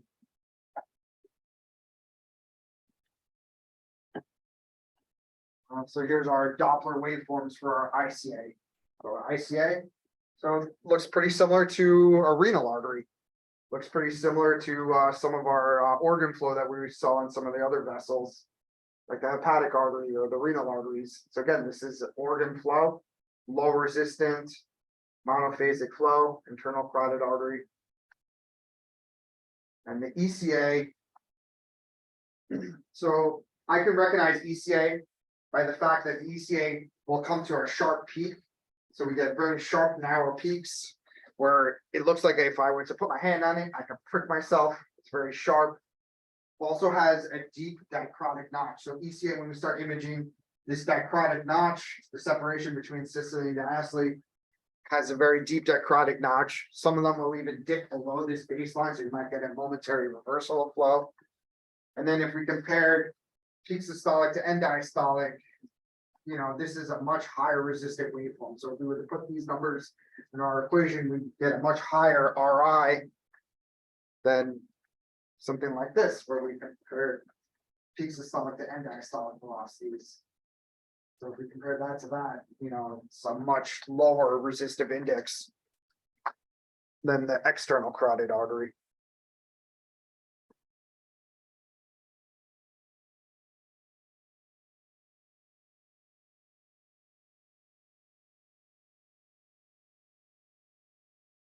So this was a nice picture showing carotid bifurcation again. And then what we see here is a branch actually coming off of this vessel. So because we see that branch, we can definitively say, all right, that's got to be the external carotid artery. And that's likely the first branch of it. So that's the superior thyroid artery that we see going on right here. You can also kind of see how the ICA is also larger in caliber. But don't always let that be your guide.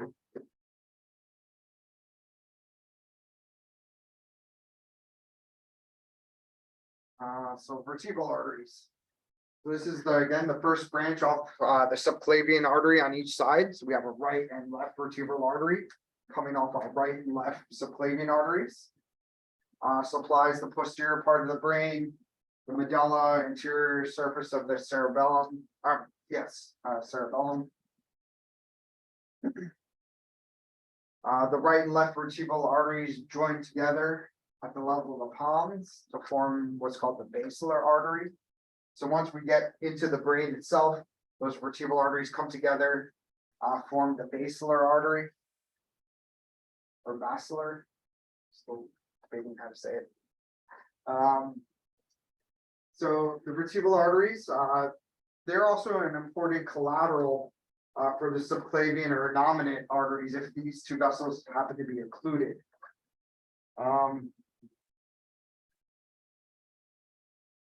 So let's see, arch.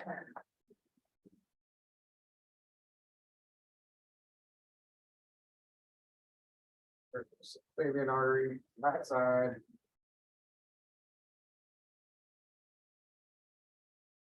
Subclavian artery on this side.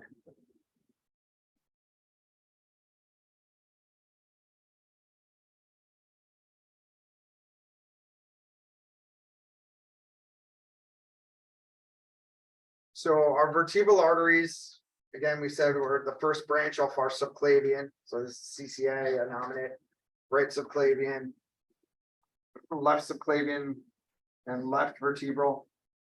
There are certain situations, certain cases where patients might have a blockage or some sort of stenosis in their proximal subclavian artery. On the right side, you could have a potential blockage in the innominate or the proximal subclavian artery. And in those patients, the vertebral arteries will actually act as a collateral because the body still needs to get blood flow to the extremities and down the arm. Otherwise, you know, you'll have tissue death, your arms will hurt, you'll become necrotic, no blood flow is getting through. The body is actually going to steal blood flow from the vertebral arteries. So blood flow is going to go reversed down your vertebral artery and into your subclavian to bring blood flow out to your arm. So same thing will happen on this side. So if you have a blockage, you know, anywhere segment proximal to your vertebral artery, the vertebral artery will have retrograde flow, reversal of flow down the vertebral into the subclavian to bring blood flow out to the arm. So that's called a subclavian steal syndrome. And that's one of the things that we look for when we're imaging the vertebral arteries. So if you're ever doing a carotid scan, flow in the vertebral artery is reversed. You then have to go looking at these more central vessels to try and find that blockage that's causing that subclavian steal. You'll know too, because those patients will have lower pressures in that arm. So if we're taking a blood pressure, you know, in the left arm, they've got a blockage here, no blood flow is getting through really from the heart, from the aorta out to the arm. And the only source of blood flow is through this vertebral artery. That patient on that left arm is going to have very low pressures compared to the right. So if you're ever doing a study, patient's got two very different pressures on either arm, that should start raising red flags to you. You know, this patient might have a subclavian steal syndrome. They might have some blockage on the side that has the lower pressure central that you have to go and find. This is when you guys start putting on your little detective hats and, you know, putting those pieces of the clues together. So again, the basilar or basilar artery. This is a coming together of the right and left vertebral arteries within the brain. It forms part of the circle of Willis. So this is just a picture showing the course of the vertebral artery. So branches off the subclavian. So we get a segment that actually does not run within the vertebrae. But once we get to mid neck, it starts entering this little foramen. There's little holes within the vertebrae, and it courses through them. And when we start imaging, you can actually see, you know, where it comes in and out of that bone of the vertebrae, because we get areas of shadowing. This is an example of the vertebral artery. So this is that spine is process, and where it's coursing through that little hole, that little foramen in the spine. So you get a segment of vessel here, spine, vertebrae, segment of vessel, another spinous process, another vertebrae there. So you can only image the vessel, you know, between those vertebrae. So again, here, we're getting shadowing from the vertebrae, another vertebrae here, we get a segment of vessel. So these are like baby ICAs. So it's going to the brain as well. So we should get a waveform that looks pretty similar to our ICA, just not as high velocities. This was just showing a segment that's not within the vertebrae coming off the subclavian artery. So you do have a proximal segment that does not run within that vertebrae as well.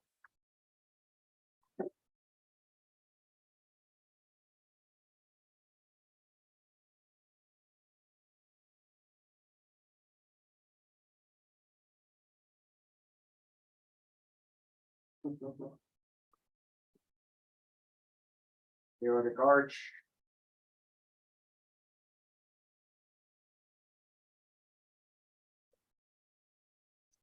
Again, just don't get tripped up.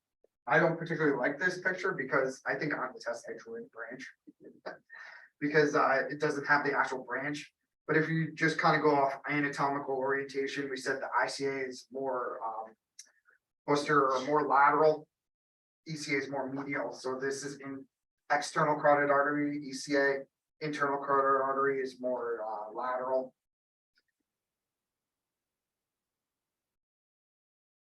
No, I use this one. Let's be honest.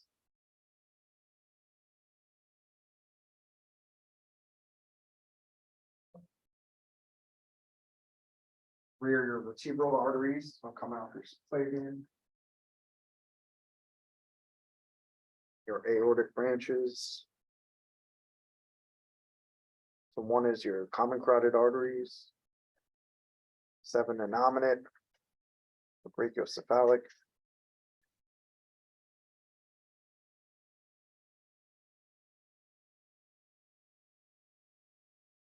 In terms of the aortic arch, you have ascending aorta, aortic arch, and then descending thoracic aorta.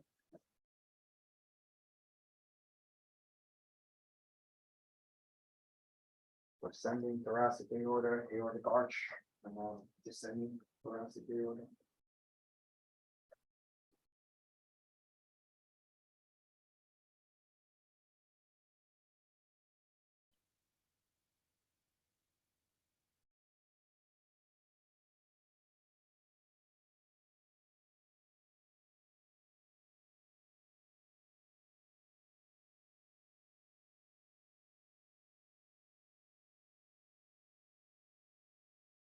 All right, intracranial arteries. So with the intracranial arteries, we are focused on the circle of Willis. So the circle of Willis is a hexagonal arrangement of arteries composed of the anterior, middle, and posterior cerebral arteries that are joined by an anterior communicating artery and posterior communicating arteries. So this circle of Willis is a vital collateral pathway in instances of arterial occlusion in the carotid or vertebrobasilar vessels. And there are anatomical variants that do exist within the circle of Willis that could potentially exist. So this is just a basic diagram of your circle of Willis. So you kind of have to envision this as you're a bird kind of hovering over a patient, looking down.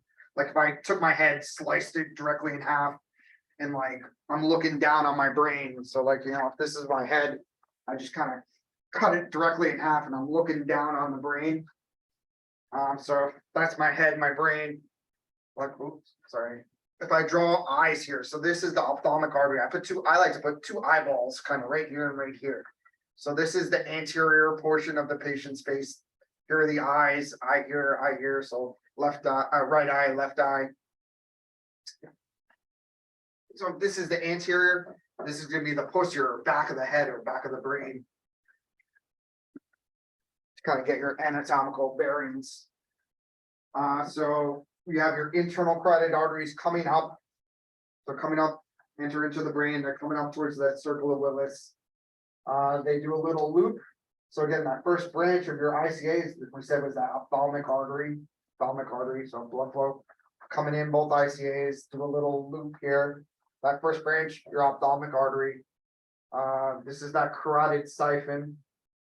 And then the ICA then branches into your anterior cerebral and middle cerebral arteries. So your anterior cerebral arteries bring blood flow to the anterior portion of your brain. Middle cerebral arteries towards the sides.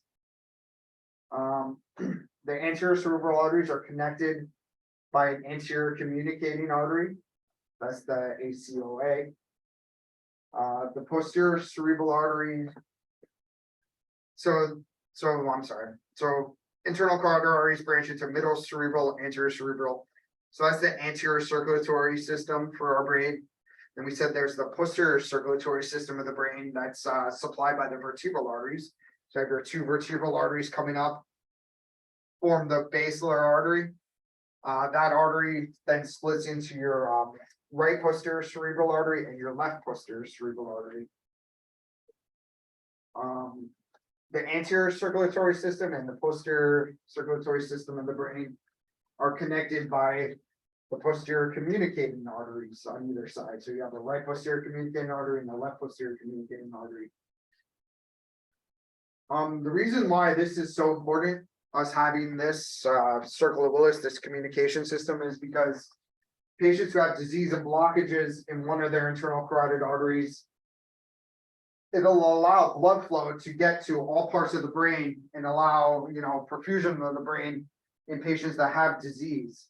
So if the ICA is blocked on this side, I can have blood flow coming up the vertebral arteries. So I'll have extra blood flow maybe coming up the right vertebral artery into my posterior cerebral artery. And then it can come across that posterior communicating artery and get to where it needs to go in the brain if this is blocked. If this is blocked, I can also have extra blood flow coming up on my left ICA and then through my left anterior communicating artery and then cross over from the left side of my brain to the right side of my brain and go where it needs to go.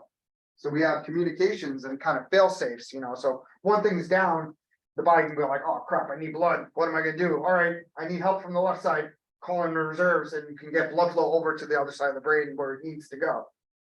So you know, the body's really, you know, it's a marvel that it came up with all these little fail safes to prevent itself from dying. You know, essentially that's what it is. That's why it was created. So, you know, you can have a lot of blockages, a lot of things can be blocked, and we can still get blood flow essentially to where it needs to go.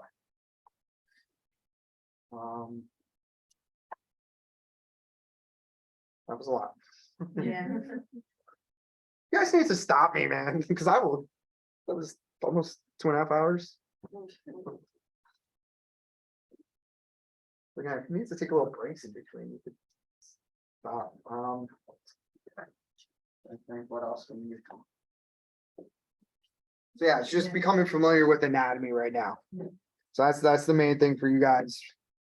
Become familiar with the anatomy, know high resistant, low resistant waveforms, recognize the difference between those.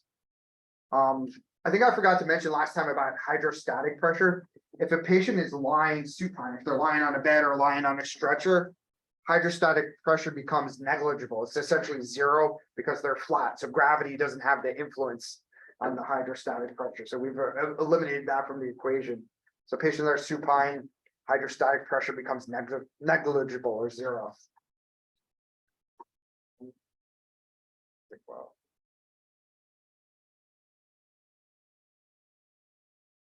The week before the quiz, we'll kind of do, before I let you go, they'll recap, what to study.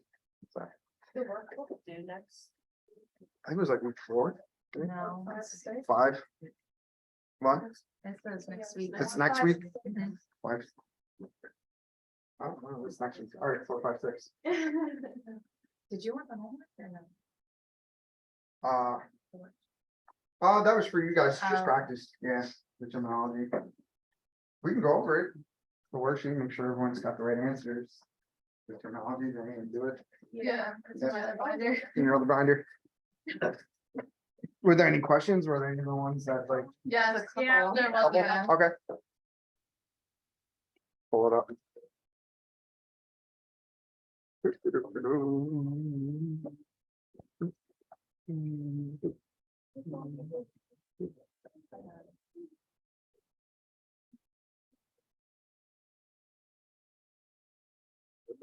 Hi, yes. I did not have to do. So there were, I tried to go, but I don't think I was it. I didn't even know. I don't know the first time I seen thing. I wrote my name on it. Right here.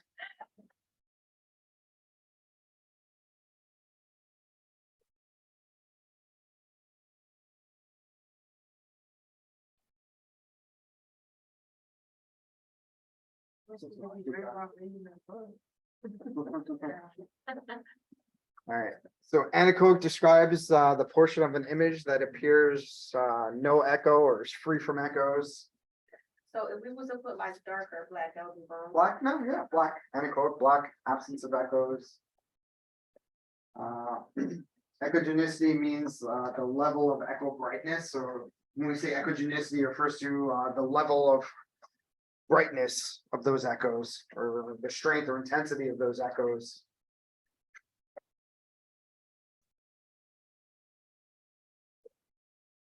Yeah, it's gonna be healing a lot of this with you next week, or this week, maybe. So use echogenicity of hypoechoic, isoechoic, homogeneous, and heterogeneous to answer the following questions.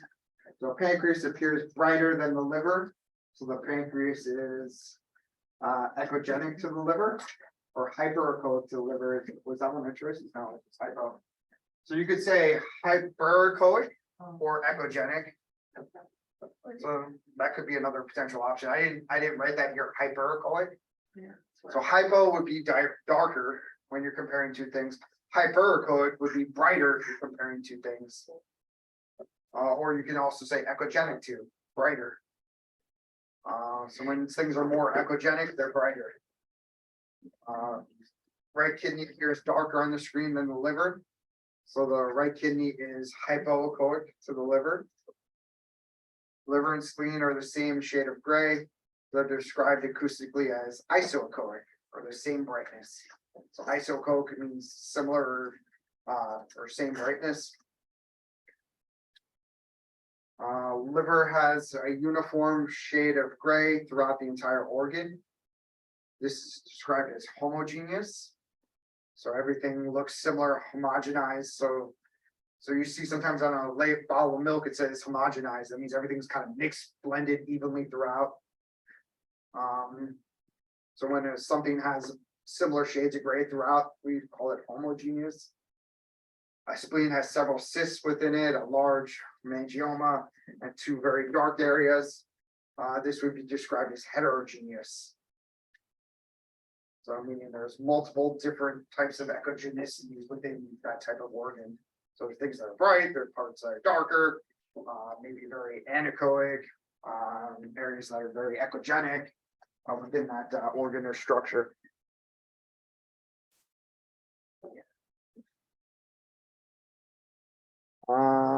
Patients' feet are inferior to their knees.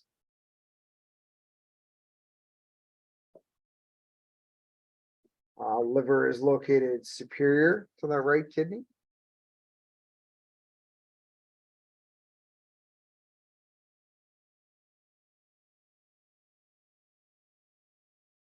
I would say also anterior as well. Here and anterior. I'm gonna correct this.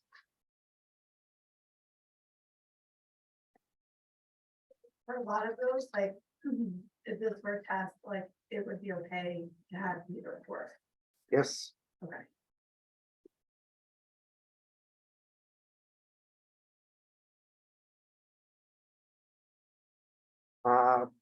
Patient's head is cephalid or superior to their chest.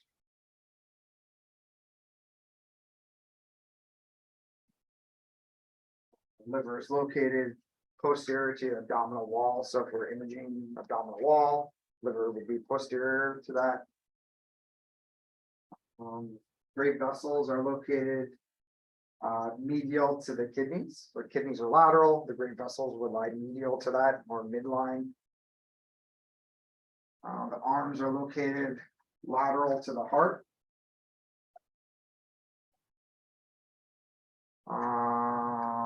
Right ovary and left ovary are contralateral, are referring to opposite sides of the body.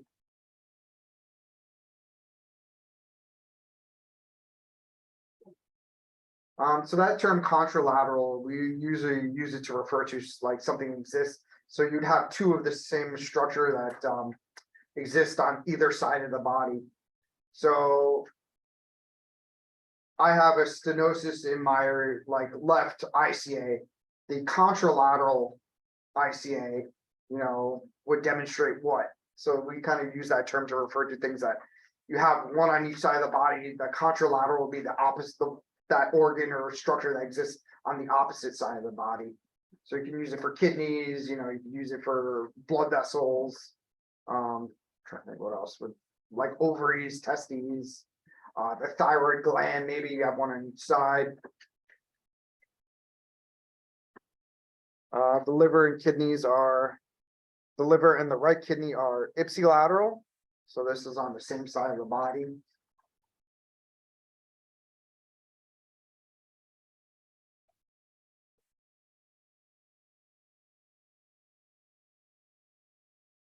The bifurcation of the aorta into the iliac arteries is distal to the thoracic aorta.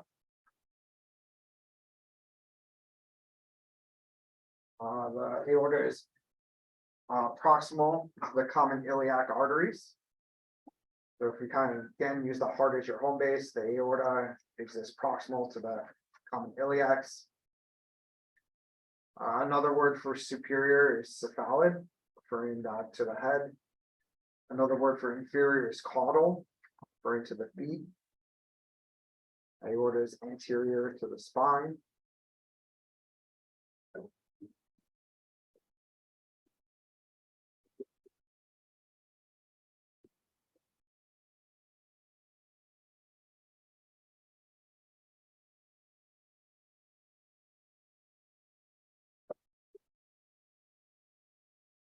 Yeah, I do that.